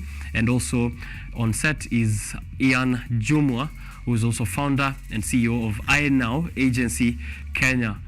Ian will be speaking about digital marketing, while on the other end, Amir will be mostly focusing on financial literacy and financial stability. So let's get into this conversation as you continue sending in your question on social media. Welcome to the show, Jan. Thank you. How are you this morning? I'm doing well. Right. How are you? Oh, right. Thanks. I'm doing well. I have rarely been asked back that question when I, get to inquire how people are doing. But thank you, and hoping I'll be coming to this. Let's start with the, the meat of the bone. I am hoping I have an invite to this conference happening. Absolutely. All right. On Friday, Mm-hmm. and I really hope that you'll Okay. To ask you questions, and it will be a pretty open conversation. We'll all have a conversation. Okay. With all panelists and Juma right here. Right. Let's begin from Juma, going that way, so that now we have a roundtable discussion on these activities of the day, and also on matters of financial literacy and also digital marketing. But let's start from, back then you were informing me that you began from what we call art. I will say art events before we move to corporate, and now this is also a corporate event coming up in 2 days. How different is this from, taking musicians or artists into, or organizing an event for artists vis-a-vis organizing a business conference such as this one? Okay, thank you first for hosting us in your show. So first of all, I changed from art-based entertainment events to corporate events, because like in entertainment events, most of these people, like it's all about music, and like looking at the market right now, most people are into events, musical events. So like approaching most people to come to an event, it's kind of difficult than a corporate. And then differentiated between corporate and based entertainment events. Corporates, I think, to me, like most people tend to take it more seriously. More seriously. Okay. They take you even more seriously than like the hype and everything. You have to be taken as a serious guy. Yeah, You have to be as a considered a serious serious guy. Yeah. Okay, bro, you have been in this space as well. You'll be, chiming in on some of the things he's talking about there on entertainment and not being taken seriously. You are in the financial space, which is considered a space of serious people. Would you say that's the case? That there's that kind of difference? Yeah. I tend to think that if you don't take your finances seriously, then you'll run into some of the problems that we're facing now. Especially when it comes to startups. We all have good ideas, however, I find that we fail because we are unable to budget. We are unable to plan, we are unable to have the financial literacy, which is the point that me and Jumo decided. We need to educate our fellow youth, people with ideas. If you have an idea, come to us. We'll discuss how we can plan for business growth and financial literacy. Right. Let's discuss about, both of your companies. You're both founders, young and venturing into business on your own. You have iNow Agency, if I'm pronouncing correctly there. What is iNow Agency about, and how long have you been in operation? Okay, iNow Agency, it's a digital marketing platform. This is where we host institutes, corporates, companies, also influencers on board. Technically, it's for educating them and also like growing their potential insights on about social media. Naturally, digital marketing on iNow, it's where we empower, promote, and base your company or yourself into the industry. Yeah. All right. So you're not saying it's not just business, but also we create strategies for you. Also personal digital marketing Yeah. as well. In 2 days, this conference is going to be focusing on brand awareness, financial literacy, content creation, advertising, and marketing. What is the role of now digital marketing in creating brand awareness? Digital marketing, mostly we use campaigns. Use campaigns. Okay. It depends. Campaigns vary with time. Digital marketing is very critical. What's a campaign? When we're in this show and we're talking about campaigns, people might think we're going political. Okay, campaign, it's like what's trending at the moment. Okay. What's trending? Which word you can use to reach more people? Which word is going trending you can use to reach your clients for more sales, for more insights. Yeah. Okay. All right. Coming back to you now, with your own, you are a CEO and your own founder as well. What is the Kenyan Accountant Diary? KAD, call it KAD for short. Okay. Is a consultancy firm. All right. We do strategies. We also do, financial planning, financial investments. Manage your finances, portfolio management as well. Okay. Yes. All right. Is it for individuals or even businesses? Our current focus on niche is on startups and individuals as well. So it's mostly individuals and startups. All right. SMEs. In 2 days, we're having a conference that both of you have organized, and maybe we'll be getting details about it. But first, what was the inspiration between you guys coming together to have this virtual conference that we are looking forward to? What we're looking at is the problems that most people our age are facing, because like you said, we're both founders of our own enterprises. Okay. We noticed that some of the challenges that we ran into, that we learned the hard way, we can teach someone the soft way, which is what the essence of the whole conference is. Teach you how to manage your finances, also teach you how to market yourself in case you have business, and taking advantage of the digital space. All right.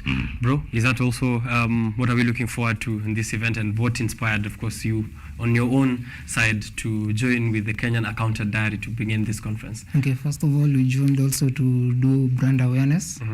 To do brand awareness, in which we expect people to join us virtually from East Africa, mostly Kenya, to join us on board. Also, we'll be having other partners, entrepreneurs in short, who have their own small businesses, and those who have their also big companies can join us on board still.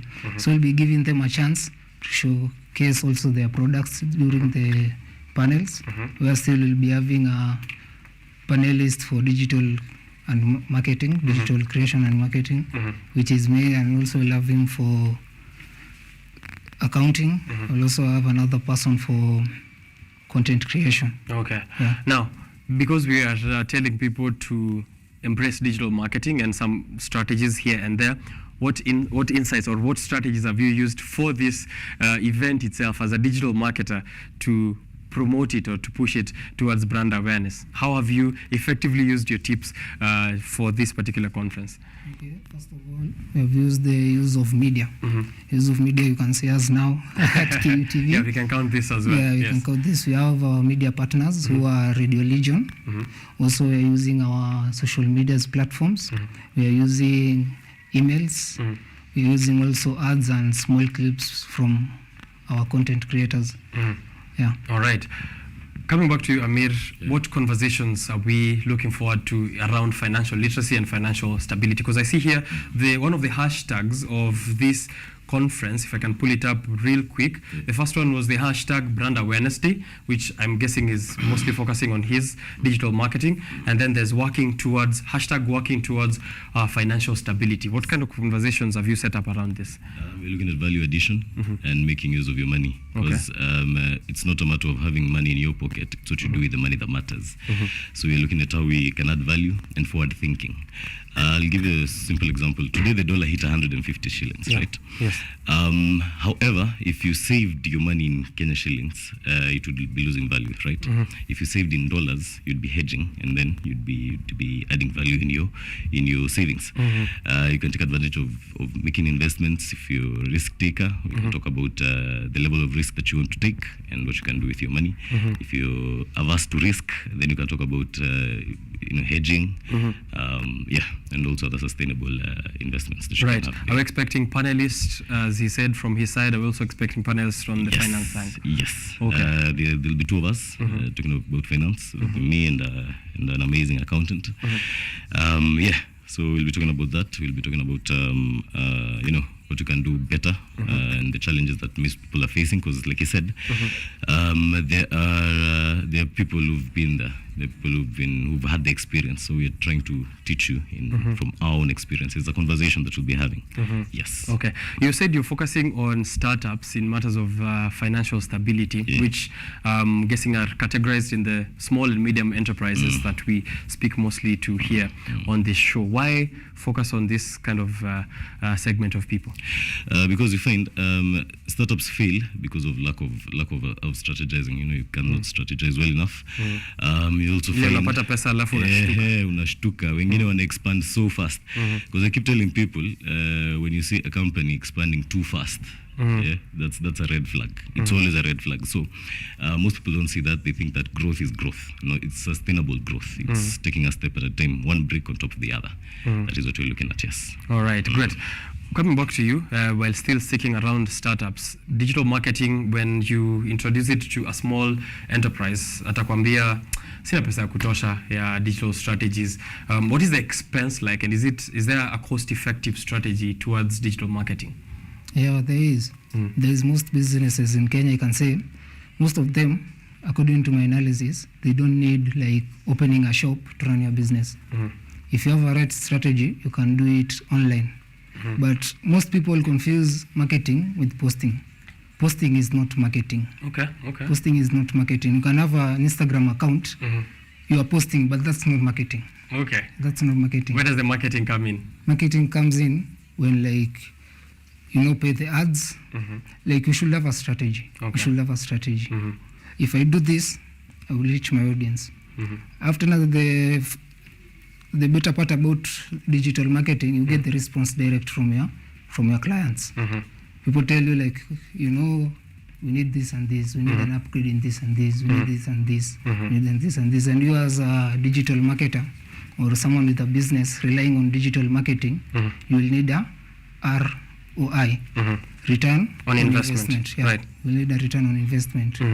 So it's not all about fun. Most people, like in our country, mostly, I see people take digital marketing as fun.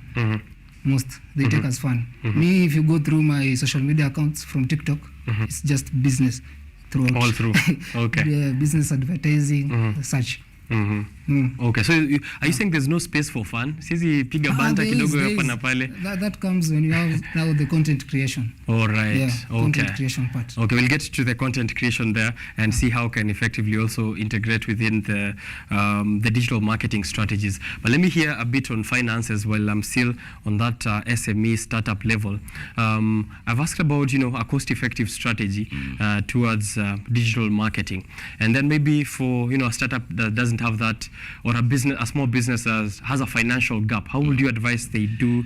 What would you advise they do in approaching, maybe boosting their own financial financial strategies as well to ensure that they can do effective digital marketing? In my experience, I've realized when it comes to the digital space, it gives you an opportunity to target your campaign towards a certain segment and a certain demographic. It's not sika vile kulikuwa na billboards and then it's anyone. Yeah, for sure. Now you have an opportunity for you to target 5 people that will buy your product. It's not really casting your net wide. Right. It's focusing on one thing, which is cost effective. Digital marketing is very cost effective compared to other forms of marketing. On top of that, it's really easy for you to track your ROIs. For example, let's assume you're an influencer. I can have a code for you. For, let's say you have a discount code, right? So now it's easy for me to track my ROIs because I spent 10,000 on you, and you've brought me back about 100,000. Then I can truly track my ROIs through these codes. Yes. Right. Yeah. Okay, so it's easy to, it's actually easier to market digitally than it was previously.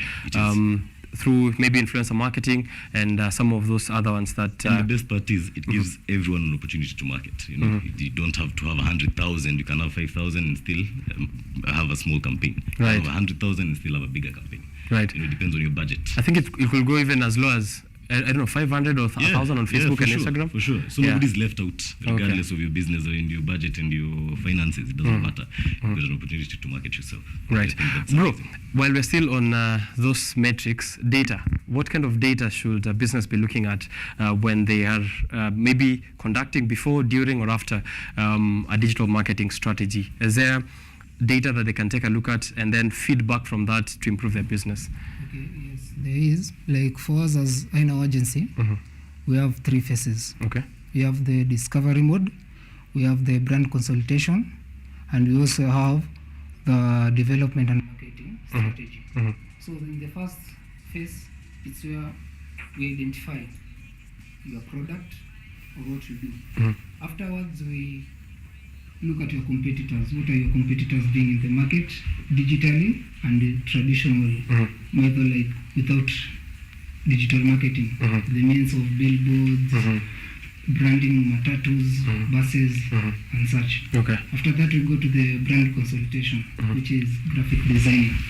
We also walk you through, like if it's a pack of sugar, like we have various companies of sugar. We look at which design will fit your brand better. So like it's all in the eyes. Ukitaka kupata mtu lazima you approach like kitu na interest. After that, we walk you through our digital strategies. From what we had learned in the first one about your competitors. Right. Yeah. Those are the 3 phases. Okay. All right, that's actually a very good walkthrough for someone who's, seeking to come through and get your services. But it sounds like a long journey. Is it expensive? It depends. Uh-huh. It depends. What does it depend on? It depends on your product. It depends on what you're dealing with. If it's digital marketing and advertising for clothes, shoes, it's kind of cheap. But when it comes to large commodities or like a service, wise, it's kind of different. Well, when we're on data still, financial metrics, are there financial metrics or data that a business can take a look at, Amir, so that they can also be informed in financial stability? Yeah, for sure. It's managing your debt. You can manage your debt by checking the amount of capital that you're putting in. And like I said, it depends on the amount of risk that you want to take. Some people want to start up using debt, which is fair enough, as long as it's engineered in the correct way.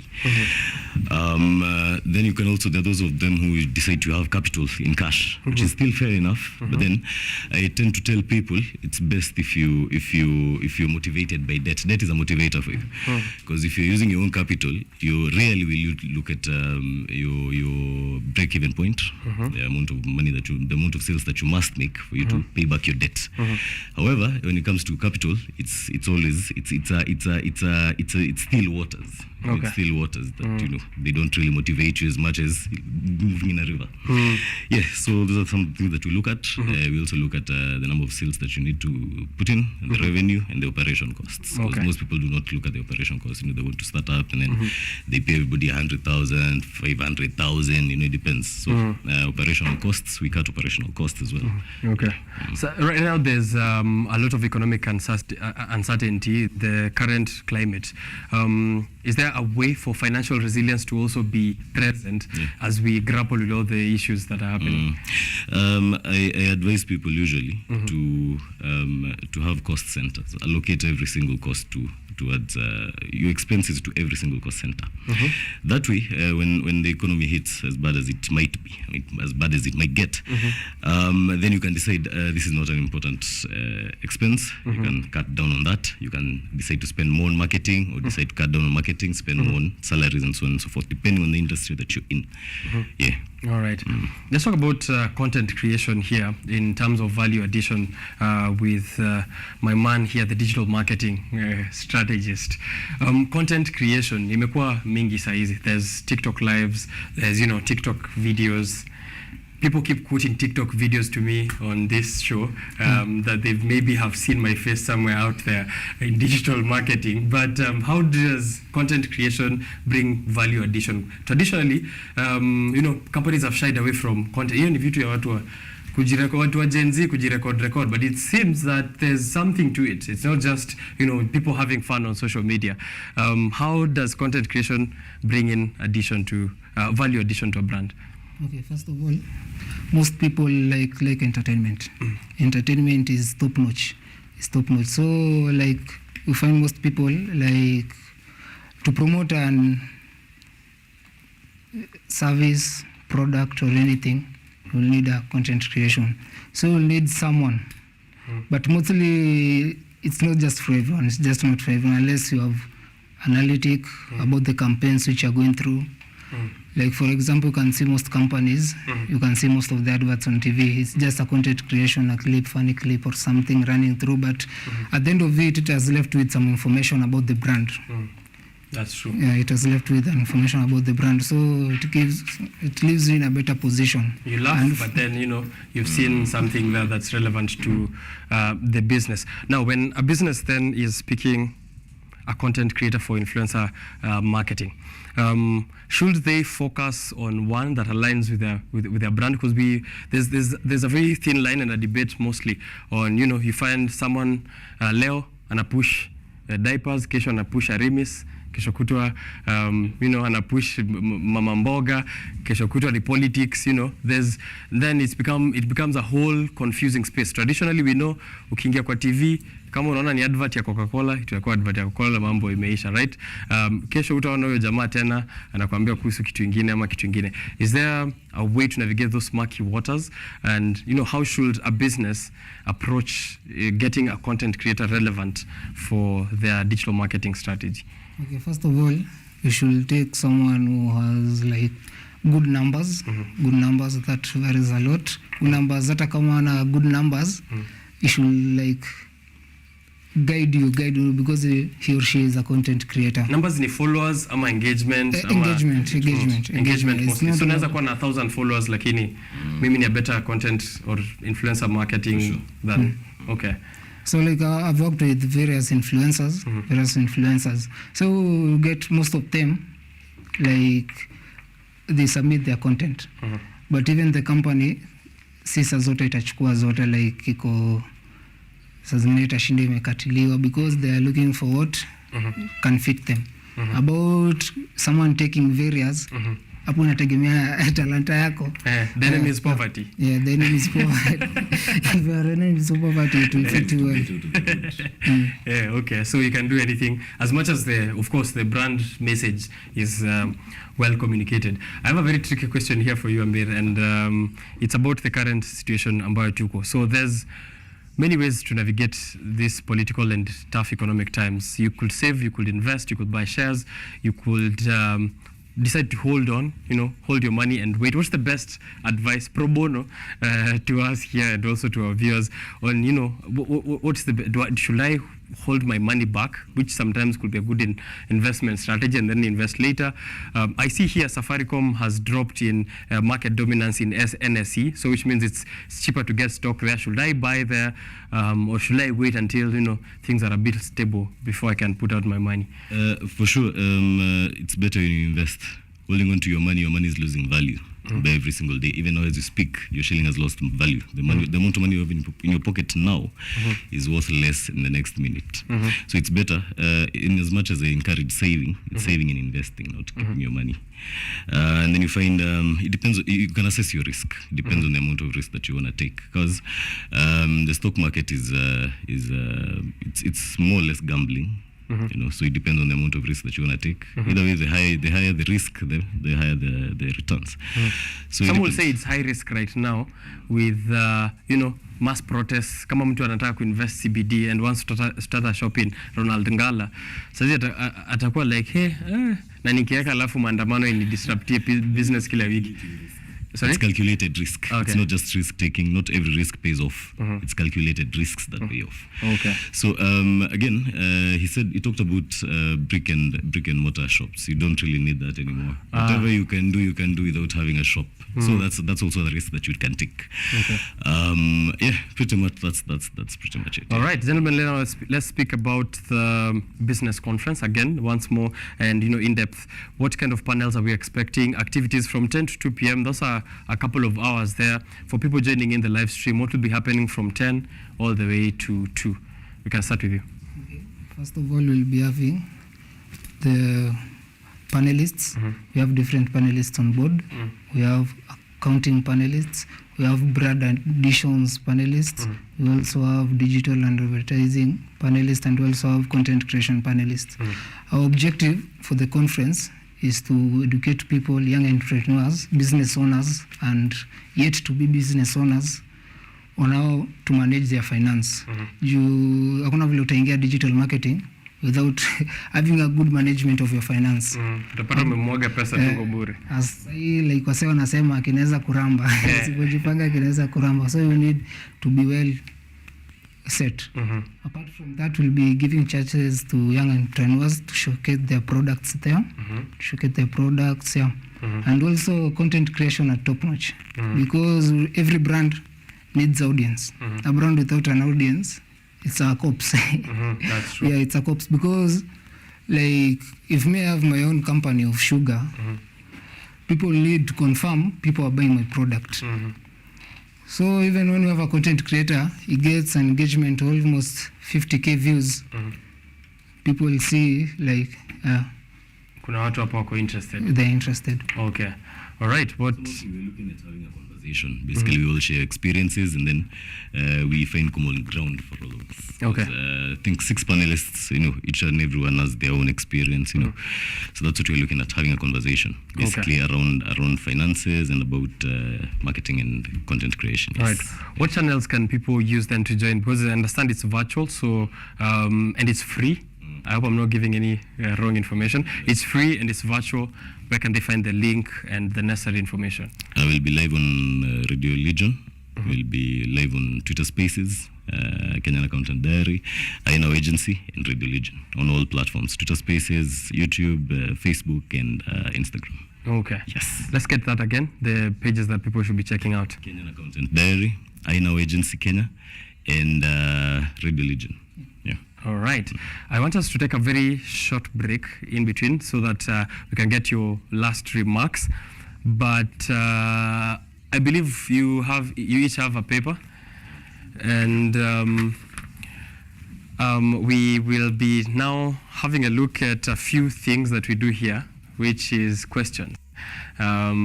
Digital marketing, sindio, financial literacy, Biashara Tuesday. It's a 3-man ring. So we have a few questions that we usually play on this show. That's to kuchangamsha brain, yeah? Brain teaser kidogo here and there to see uko wapi, kama uko aware na mambo inafanyika duniani, kama uko rada na Kenya, unajua history ni nini. Usikue pia uko tu unajua tu financial stability na digital marketing.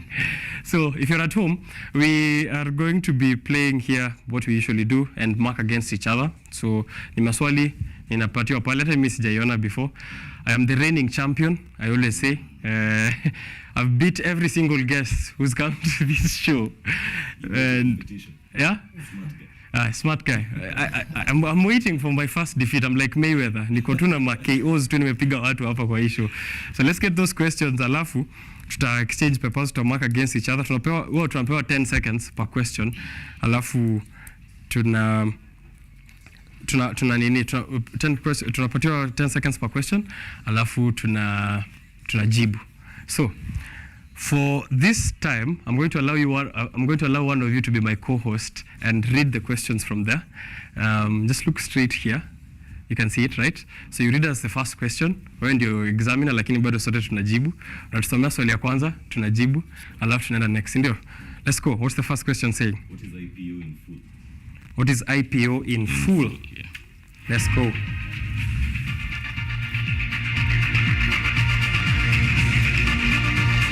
All right. Let's go. Question number 2. Amir, pens down. Question number 2. The name of the president who was ousted in Niger. Oh, man. Oh, man. It's okay to know one name, right? Yeah. Nice. Question number 3. Name 2 CSs that were locked out during the performance reviews meeting. Fungua hii gate. Ilikuwa nani? Open the door. Okay, number 4. What does NSSF stand for? What does NSSF stand for?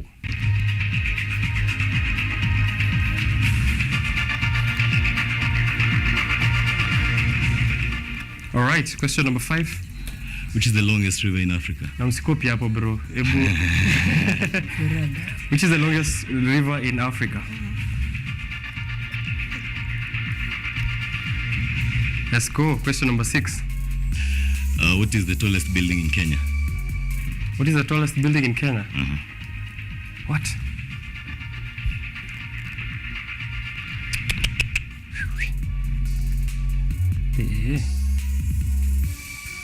What is the 7th color of the rainbow? The 7th color of the rainbow. Yeah. What? Richard OKENYE did what? What is Kenya's largest import? What is Kenya's largest import? Man.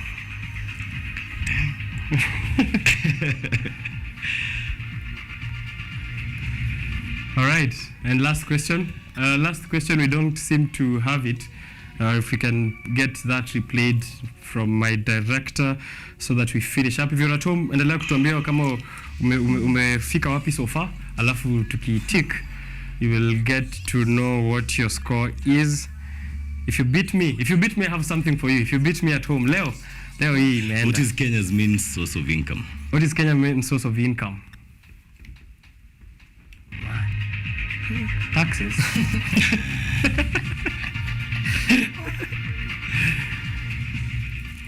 All right. I think that's it. Let's mark now. Leteni. I think pitisha, alafu mimi nipitishe huko. Chukua moja, chukua yake. Chukua yake, achukue yangu. Hii ni yako. Take this. That's his. That's yours. Is that yours? This is yours. Yeah. No, that's mine. You can't mark your own paper, bro. Hey, mbu. Hivi ndo sava ufanye ile siku ya mwisho. Alright, let's go. Question number 1 was IPO.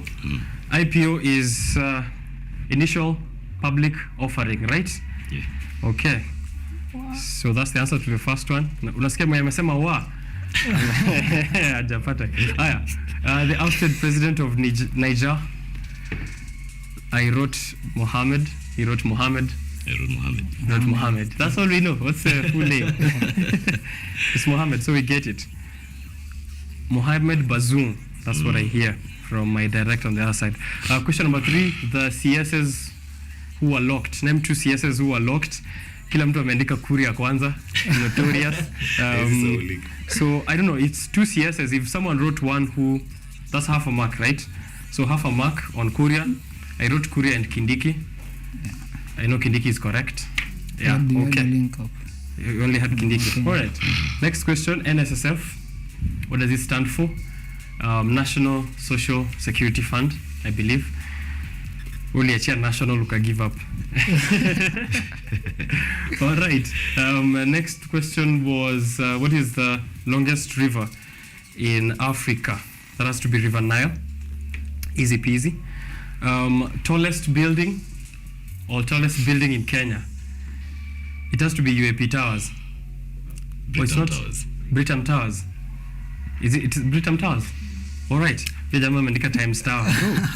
This is not the 70s.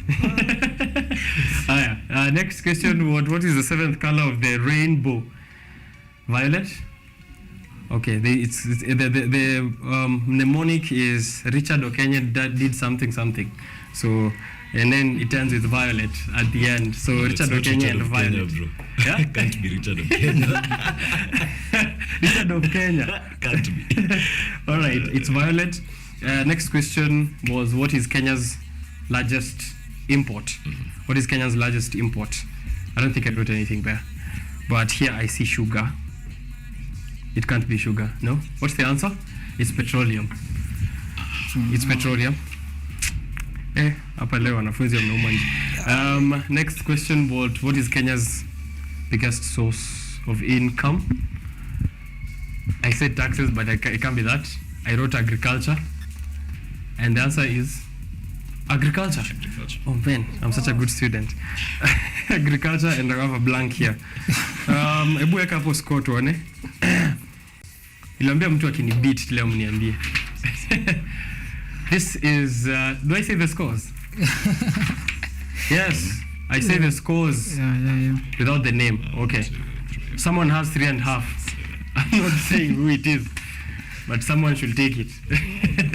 What do I have? You can say mine with my name. You have 9. 9. 10. You have 8. Na nilikosa gani? Hiyo ya petroleum. Hiyo petroleum. This is the last one. And what's the other guy have? 8. 8. Lakini kuna watu walikuwa wamepoa mwa Kenya before you go to.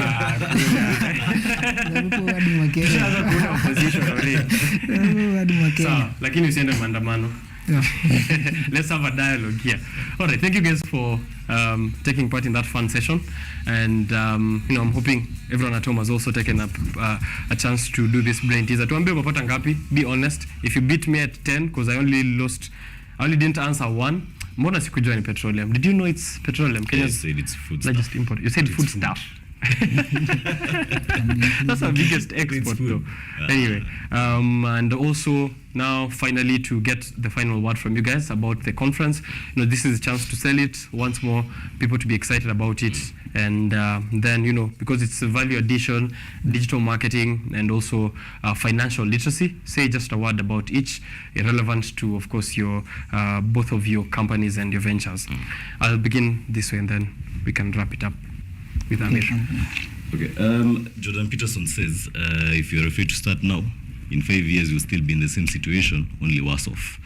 So don't be afraid to start now. In case you have any questions, just reach out to us, inbox us. In case you've got need pro bono services, we're sorry we can't do that for now, but but we'll definitely give you some tidbits on Friday. Okay. Yeah, I'm pretty sure there's something for everybody. Okay. Yeah. You've excited some Jordan Peterson fans on this show. OKENYE nasikia excitement too. They never thought he'll be quoted here, but there you go. I'm a big fan of Jordan Peterson. Let's finish it up with you. Okay, on digital marketing and advertising, they should expect much.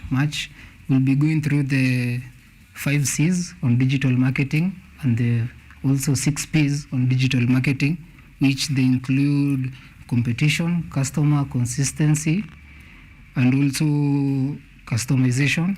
On the P's, they'll be expecting to walk them through product pricing, packaging, and processing, which vary with digital marketing.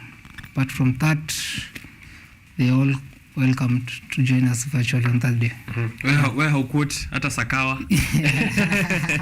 But thank you, gentlemen, for creating time. I'm looking forward to that virtual conference. It's going to be virtual, so you can check it out on their individual pages as well. iNow Agency, which is on digital marketing, and also you can check out the Kenyan Accountant Diary, KAD, which is a venture founded by Amir Thande, who's joined us here this morning, and Ian Juma, of course, with iNow Agency. Check them out on social media. Digital marketing, saa inabidi tumepush pia social channels. Amesema kuna TikTok, enda uangalie kama hawana dance. Unaweza waproposia pia ukwe the influencing marketer, yeah, uwasaidia pale kupush brand pia on Friday. Maybe you can have a good pitch to them. You never know.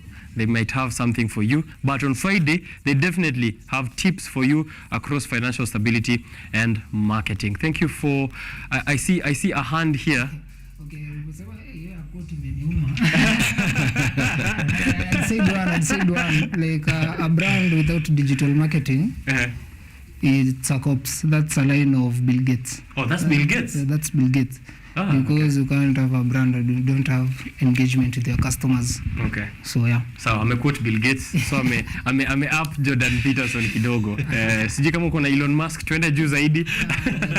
But that'll be it. Let me take this short break. I'll be back with Biashara Tuesday. Continue sending in your feedback on all social channels. I'll have a look at it and then give you a shout out as well. Don't go far.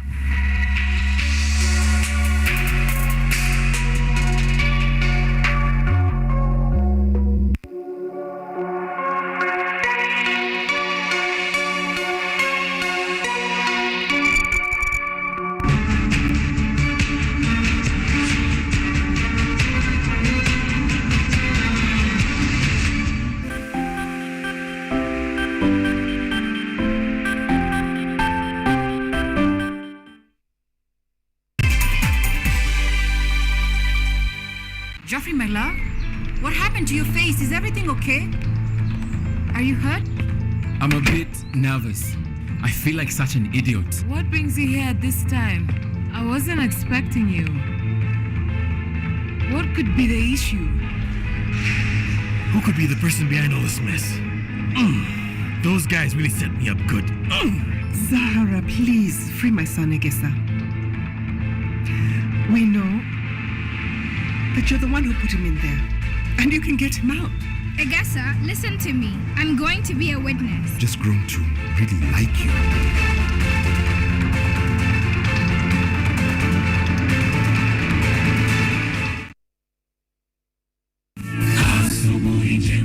The fear of the Lord is the beginning of wisdom. The Bible says, when he spoke, then he spoke a parable to them, that men always ought to pray and not lose heart. Christ says, stand in the door and I knock. Whoever hears my voice and opens, I will dwell with him. Like the moon, I will fade, but like the star, I will rise again. And though I fall, be rest assured that I will rise again. Go to the hospitals, tell them that God will heal them. Go to the prisons, tell them that they'll be free. Go to the crusades and tell people that Christ is coming, and sooner than the word itself, the second advent is imminent.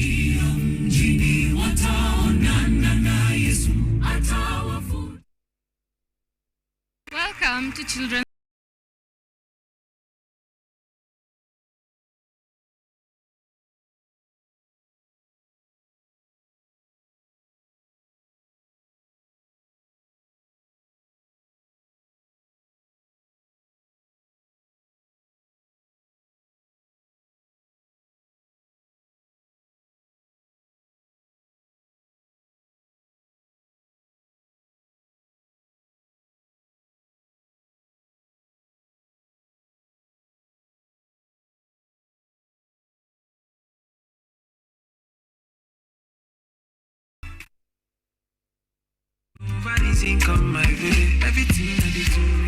It's the kind of life I ever wanted.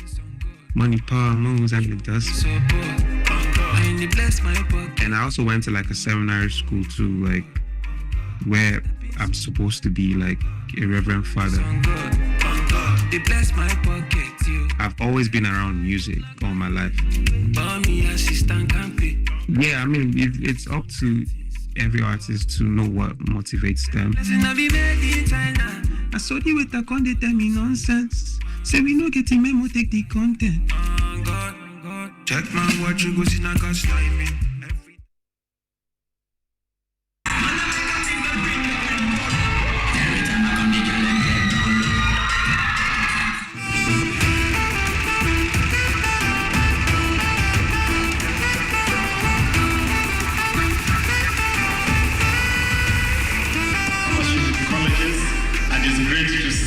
Kenyatta University involved in this. And Kenyatta University, of course, is our premier institution for higher learning.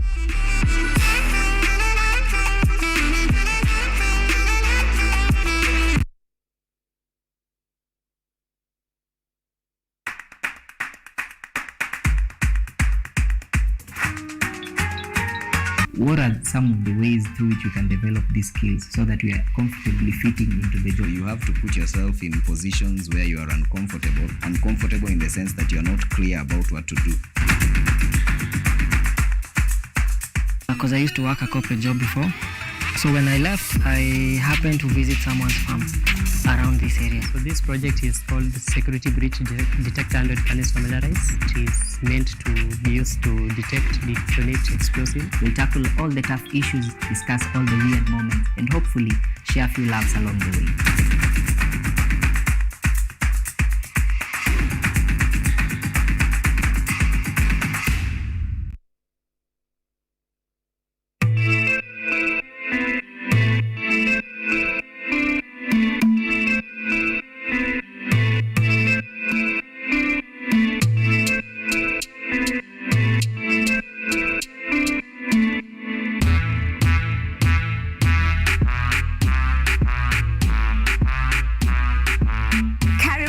To the Church O'Clock. I'm your host, Esther Becky. And my name is DJ Terror. We start you off with a word of prayer and get you started with a live transformational worship experience.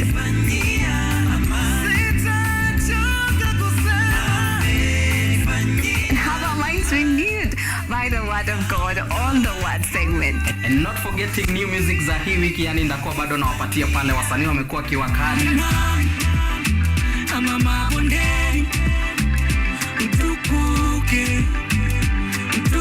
So make sure manzo umetune in because zitakuwa zina flow pia pale mixes kwa wingi, yani zitakuwa zina come through, and pia performance yani from our gospel artist hapa on Gospel Art from 7 to 10 a.m. only on KUTV.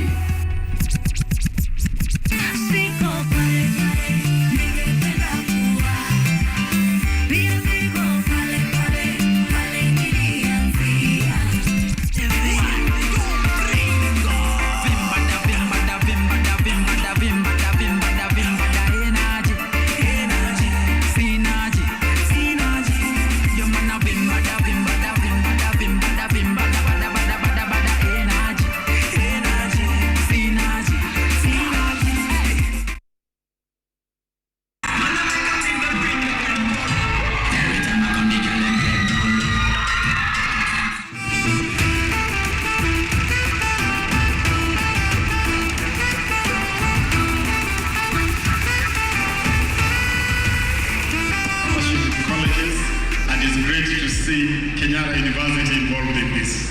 And Kenyatta University, of course, is our premier institution for higher learning.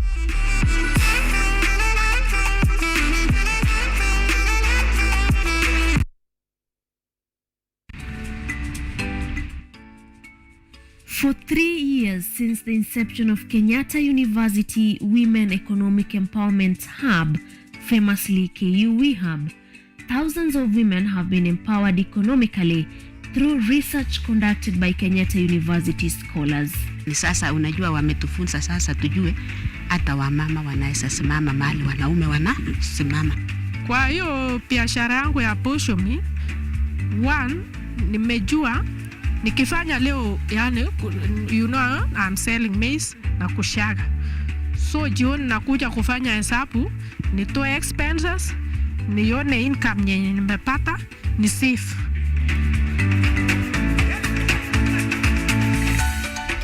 KUE Hub partners with different stakeholders in implementing research ideas through decision and policy making at county levels. As we influence policy ourselves, we use data for policy. Also use this data for fundraising, which they are doing.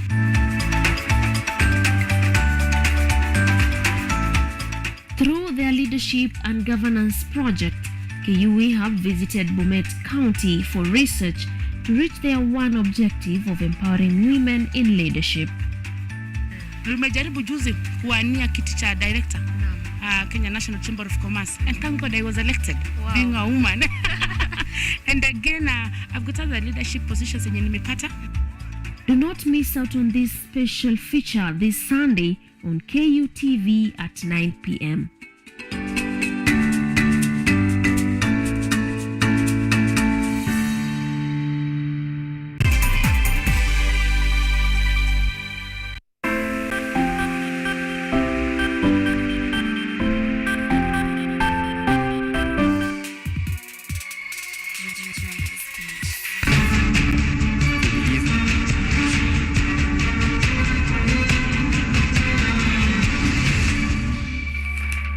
Okay, Shadrach Kuskei could not make it to the show for that discussion on the newspaper review section, but Biashara Tuesday is plenty and we never lack.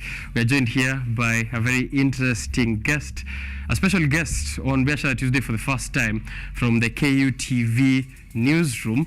She'll be helping us delve much more into the happenings of the day here on the dailies. We're taking a look at the Business Daily, the Daily Nation, and as well as the Standard. The headlines are of importance to us, but also we can't fail to cover some stories from last week, the ones that are informing the direction of politics, but also informing the direction of business. Top of the Business Daily, shilling hits 150 against the US dollar. The official central bank rate now currently stands at 142.98.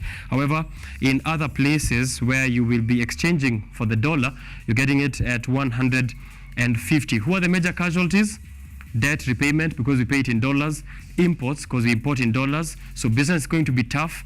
As taxes go up, as the shilling goes down, as debt goes up, the economic times are getting tougher. As here, the new rate, it has I&M 152, actually more than 150. The government is saying by next year, June, it will be 151, but I&M is doing it at 152. So I'm guessing that is the CBK lending rate, which they are projecting to be at 151, since currently it's 142. So if by next year, the CBK lending rate will be at 151, which is 10 from now, it means the shilling will be trading against the dollar at what I predicted earlier to be maybe 160 shillings to $1. Tough times ahead. Petroleum prices are also going up. The Finance Act has been in court for 2 months now. The Finance Act has been in court. The Court of Appeal did lift that suspension and allow the government to implement the collection of levies and taxes. But remember last month when we were on this show, we kept debating around the petroleum levy. How is it moved from 8 to 16%? The High Court put freezing orders on the Finance Act. However, EPRA wakasema sisi hatutambui hiyo mambo. Mtaendelea kulipa taxes at 16%. We're getting reactions as well from Masi Wanjiru on that and more stories that are happening here on the Standard. The top of the headline, Ruto maintains tough conditions ahead of talks. President William Ruto yesterday said he is ready for dialogues with the opposition, but he won't be blackmailed using violence and the power sharing, and that power sharing is off the table, as his henchmen also ruled out talks on the cost of living. Hopes and fears of school leavers, you can see there on the right corner of the Standard, close to 600,000 students who sat for KCSE last year did not opt for placement to universities or colleges.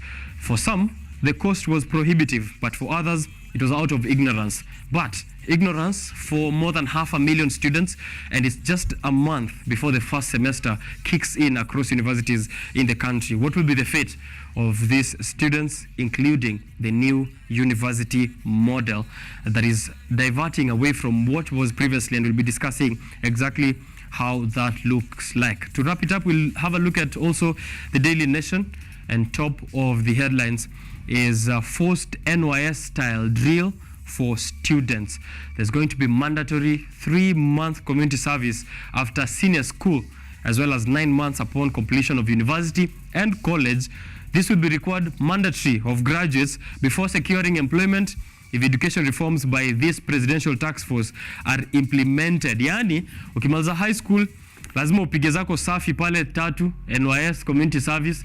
Mandatory, si eti unahepa unless you're getting out of the country. And if you're in university or college, ukishatoka huko nje, piga 9 months safi pale NYS, alafu utafute kazi. So that's going to be on page 7 of the Daily Nation. But let me welcome our guest here this morning to the show for the first time.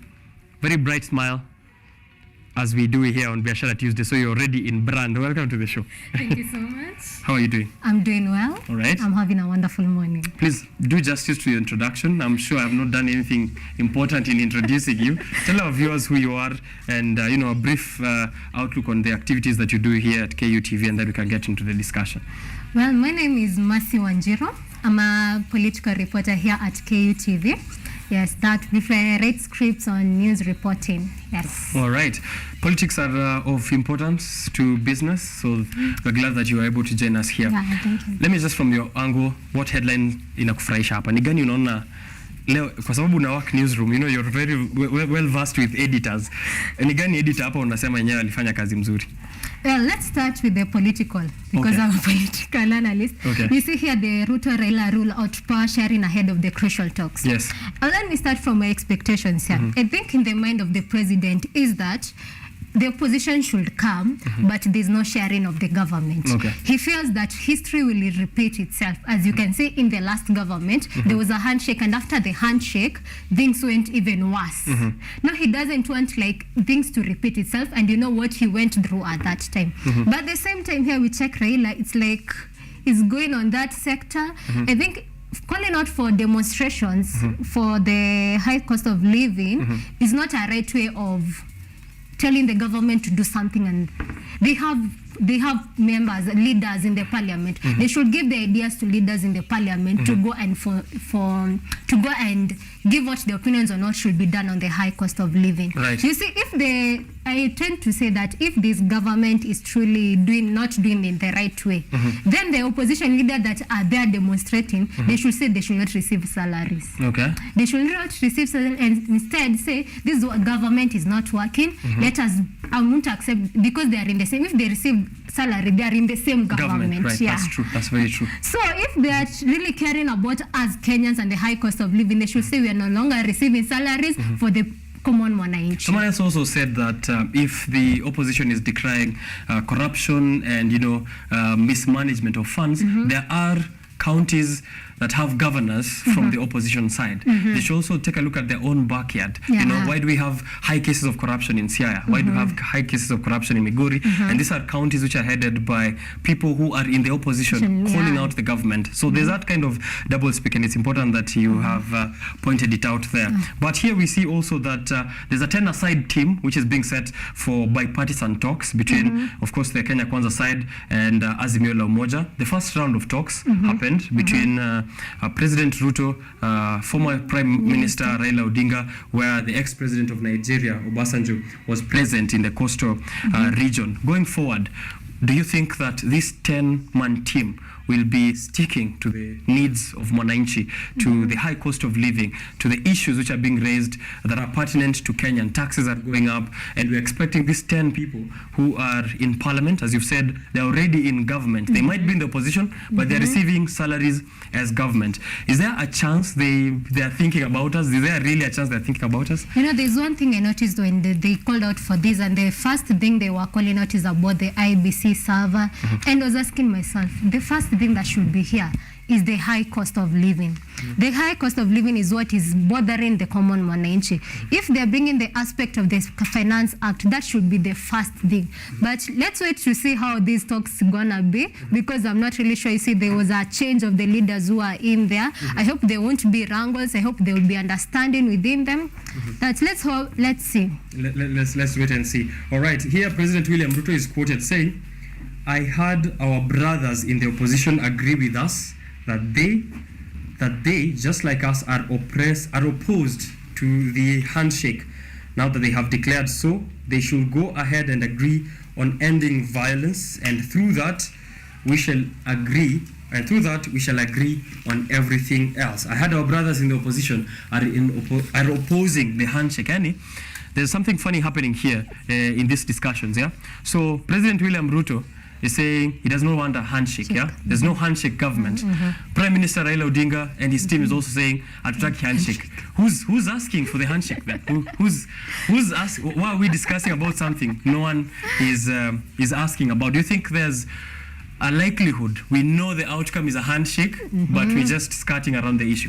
I think we are scattering around the issue here, because I think it was a misunderstanding when we had the story of the president of Tanzania, Samia Suluhu, come in here having talks where the president did not appear. Now the tweet that the president made on Twitter made people think that it's all about the handshake. But we see here the president does not have a handshake, doesn't want a handshake government. Also the prime minister doesn't want. Let them talk if there's no handshake.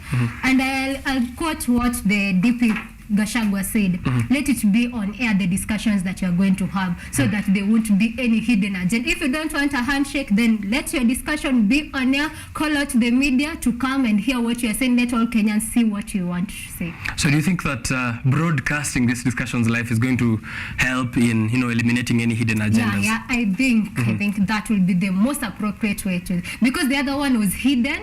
It just saw people coming out of a room and shaking hands, and you did not know what was going on. I think for this, they should call out the media. Let us broadcast this. Let Kenyans see what you are discussing, and let also them give their opinions. All right, that's going to happen tomorrow. So the dates have been set, and the discussion is going to happen in that 10-man team where the opposition is meeting the government to discuss issues which have led to people being called, or a clarion call for Kenyans to join the opposition in the streets. There have been demonstrations for the past few weeks, police brutality, destruction of property.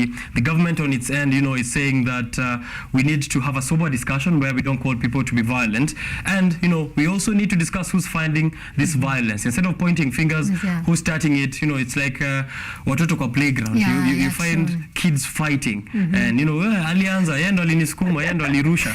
But I think Kenyans at this point require an ultimatum. We don't care who talks with who. We don't care whether they meet in Uganda, in Sudan. We don't care whether they meet tomorrow, yesterday, today.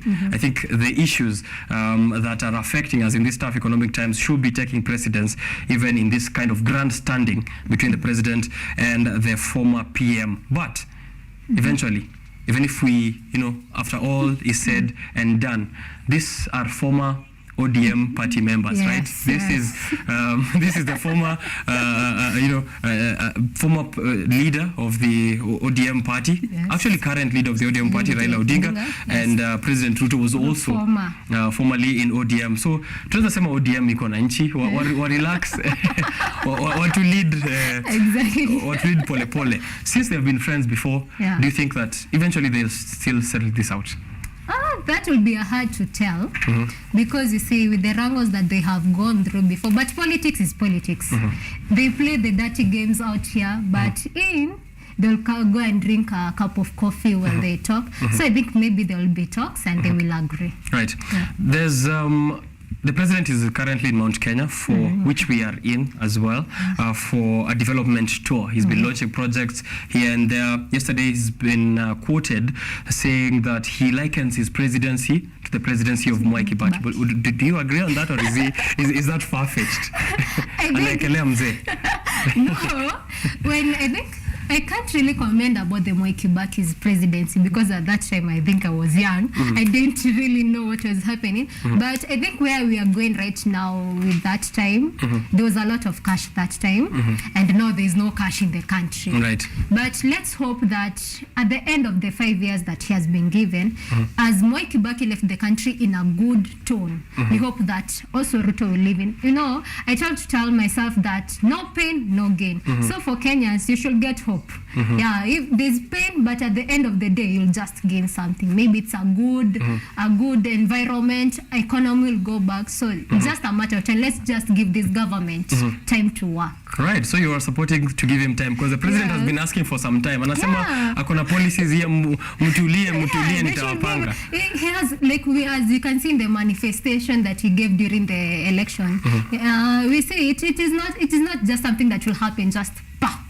It's a matter of process, not in the government, and we can't say that he's not working. If he could be sitting there and we are not seeing it, we can say that he's working. He's working, even collaborating with other countries to get funds. So it is just a matter of time. Let's just give him time, 5 years. We'll not just rush, but at the end of the day, Kenyans will benefit on something. All right, you can read on that much more on page 4 also of the Daily Nation. Ruto, Raila rule out power sharing ahead of crucial talks, and we are expecting to see they're insisting on open talks, which will be happening at Bomas of Kenya tomorrow. So let's see if there'll be a live stream, but I'll definitely tune into this live stream and see if we get fruits, or there's a positive impact coming out of it. Raila Odinga not interested in power sharing, President William Ruto not interested in power sharing, and Kenyans not interested in any of power conversations. Tutaki kujua mambo ya power sharing. We just want to know what happens. Now, the Finance Act, the president as well is quoted in Nyeri saying that he's in support of the Finance Act. Obviously, because it's his Finance Act and it's his maiden budget. It's funding his maiden budget of the Kenya Kwanza government. However, we've seen court cases.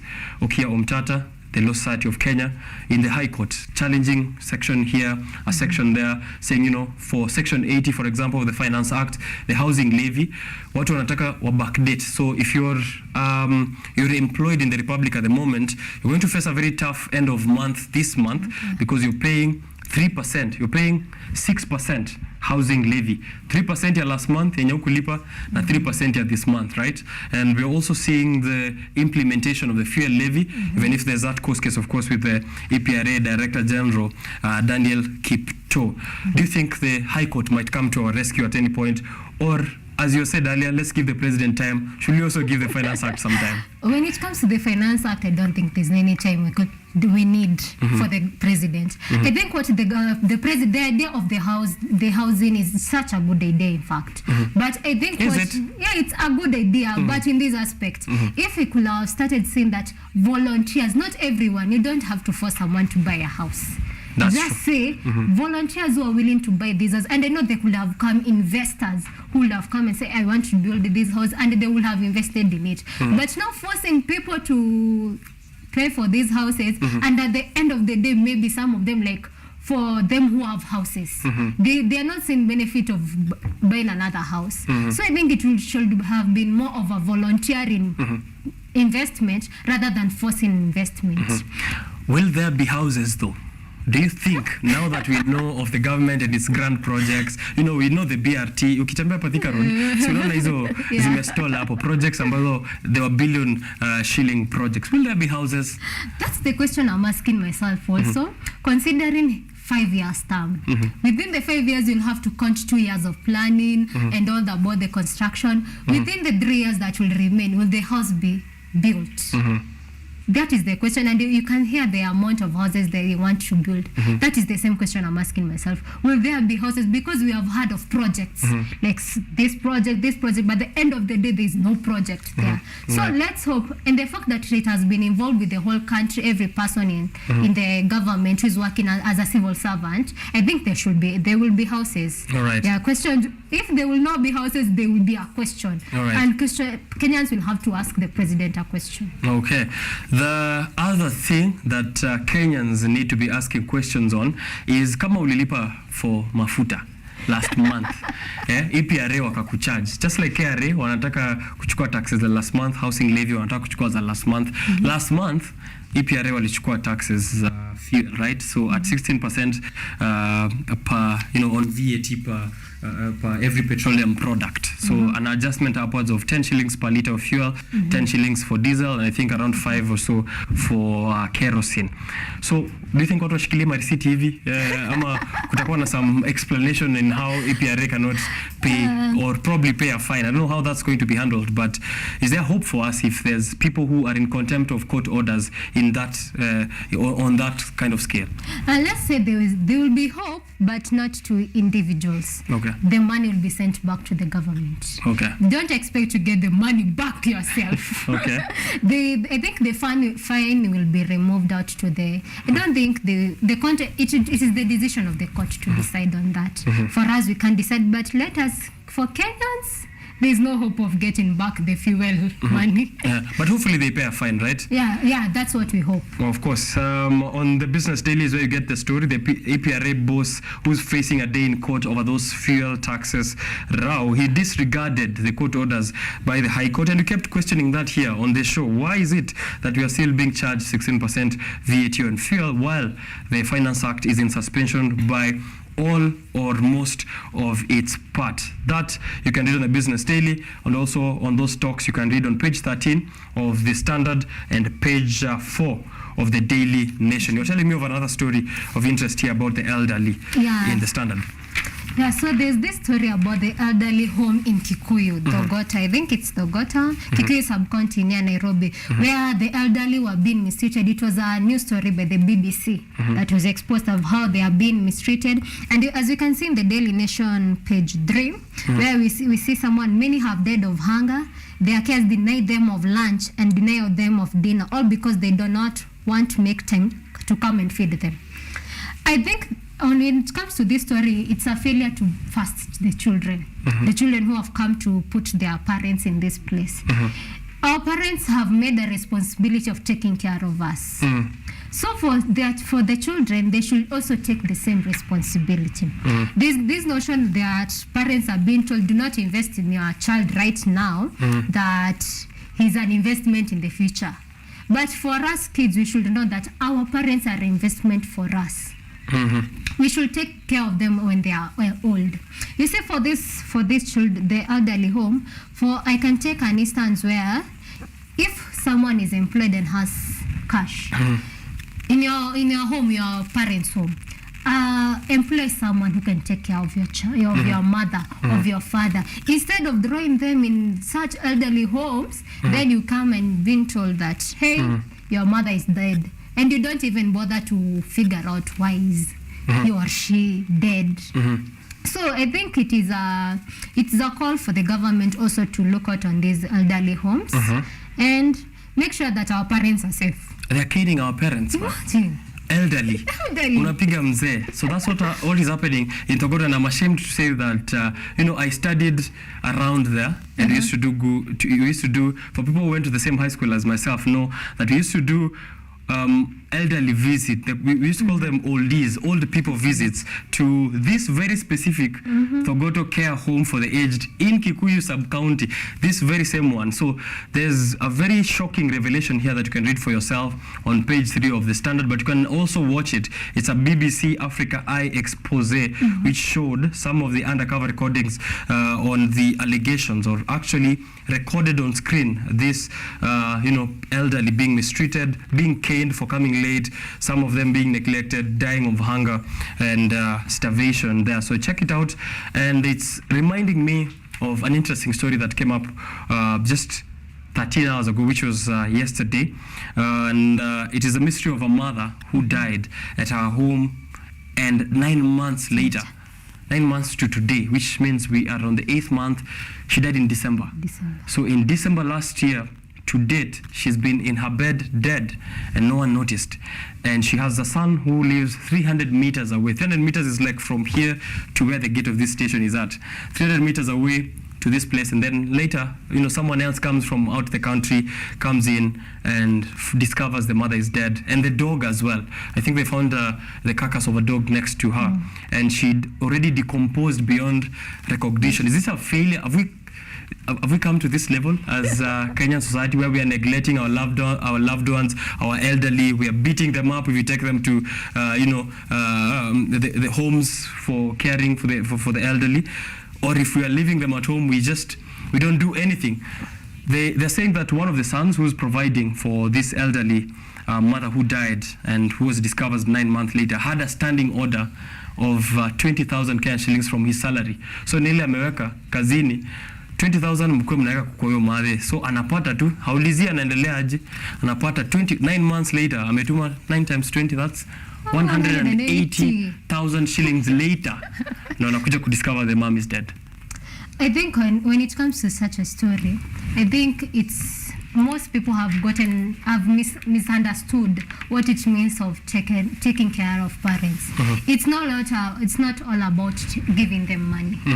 It's about being there for them emotionally, physically, and also spiritually. When you send to your mother money, she will be happy, so happy. But when you appear there physically, she's super excited. So I think it's more of young people, the millennials, the Generation Z, have misunderstood the fact of what is taking care of your parent. It's not all about money.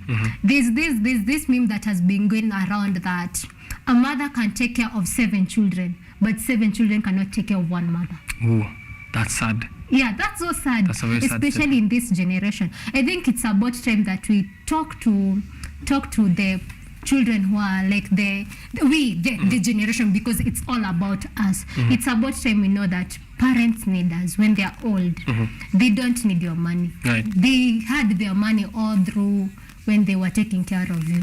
Here they need you. They need your presence. They need your presence there to feel loved. Okay. When my grandmother was alive, she would tell us, I don't need your money. Just come here, my children, my grandchildren. Right, that's just like my grandma. She calls me, the first thing she says, sikuidishi pesa, unaendeleaje. So that we don't. Yeah, even though you are far away, because we have those who have traveled abroad, just call your parents. There's the Zoom calls, the WhatsApp calls. Just find out, even when they call them, how are you feeling, mom? How are you feeling, grandma? They'll just feel good. It's awesome. It's so shocking that for 9 months, it's 9 months is a long time. No, a long time. Not even a call? Not even just sending money.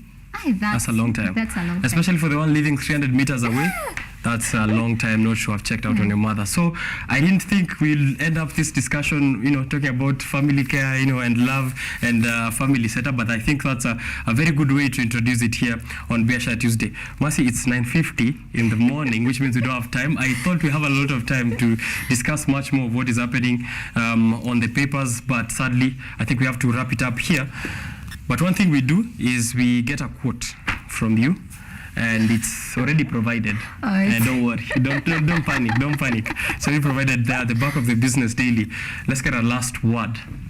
So the quote of the day is by Zig Ziglar, American author, salesman, and a motivational speaker, which said, set a goal so big that you can achieve it until you grow into the kind of person who can. Set a goal so big that you can achieve it until you grow into the kind of person who can. Ooh, that's powerful. And they're asking we get it a third time. Third time's a charm. So let's have it. Set a goal so big that you can achieve it until you grow into the kind of person who can. Again, set a goal so big that you can achieve it until you grow into the kind of person who can. I don't think we've ever emphasized a quote more before on this show, but that's what you need to think about as you head out to your days. And that's, of course, as much as we could discover with the time given on the Daily Nation, the Business Daily, and the Standard as well. Just last word there on the state of the nation, and maybe patia watu hope. So any political reporter umeangalia vile mambo ni mbaya kila saa kila siku, they say that people don't like watching news out there because they are afraid of the negativity. Our dog has beaten a child in Western sijui nini imefanyika wapi, a lot of this very negativity, so much negativity. Maybe just a reason why people should watch news. I can say, well, news is not all about the negativity. There's always that good aspect in every news, that check out on the positivity of it. Like I said earlier, for our president and the government, give them time. It's not just a matter of time when you'll see the goodness of everything that is within it.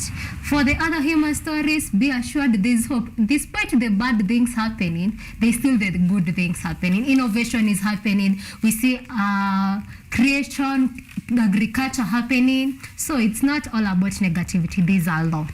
All right. Thank you very much. Thank you so Mercy. much. Have a good day. Thank you. Taking a short break, nikuja na feedback yenu, alafu to wrap up the show. Usiguze sana. Kama ulikuwa unatoka nje, hebu tulia kidogo and then utaweza kuendelea. So I'll be back.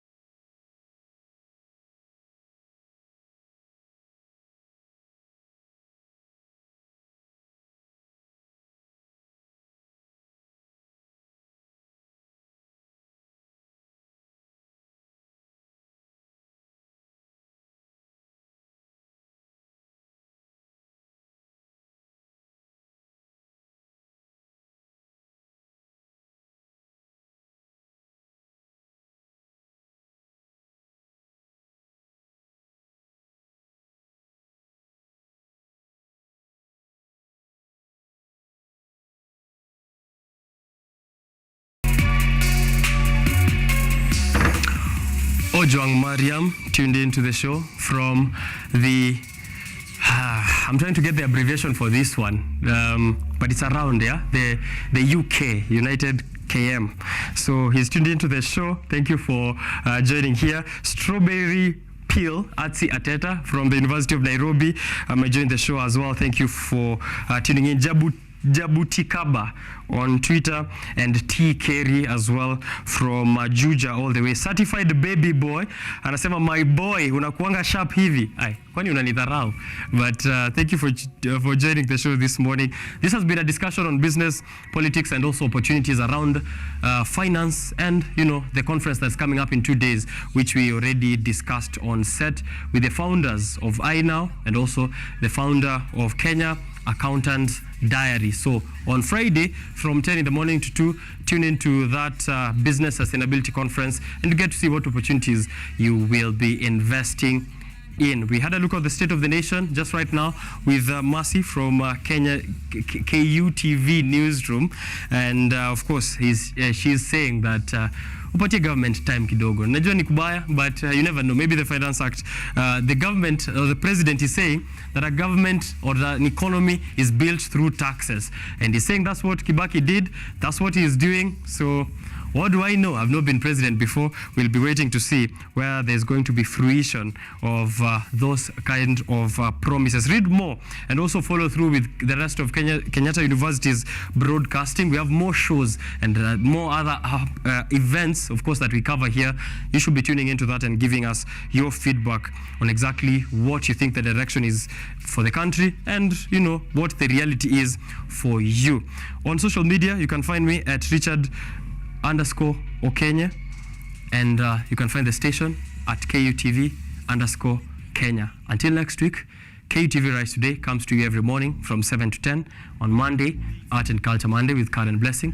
On Tuesday, with me, Richard Okenye, on Biashara Tuesday. Remember, if you don't succeed at first, just blame the economy. I'll see you around.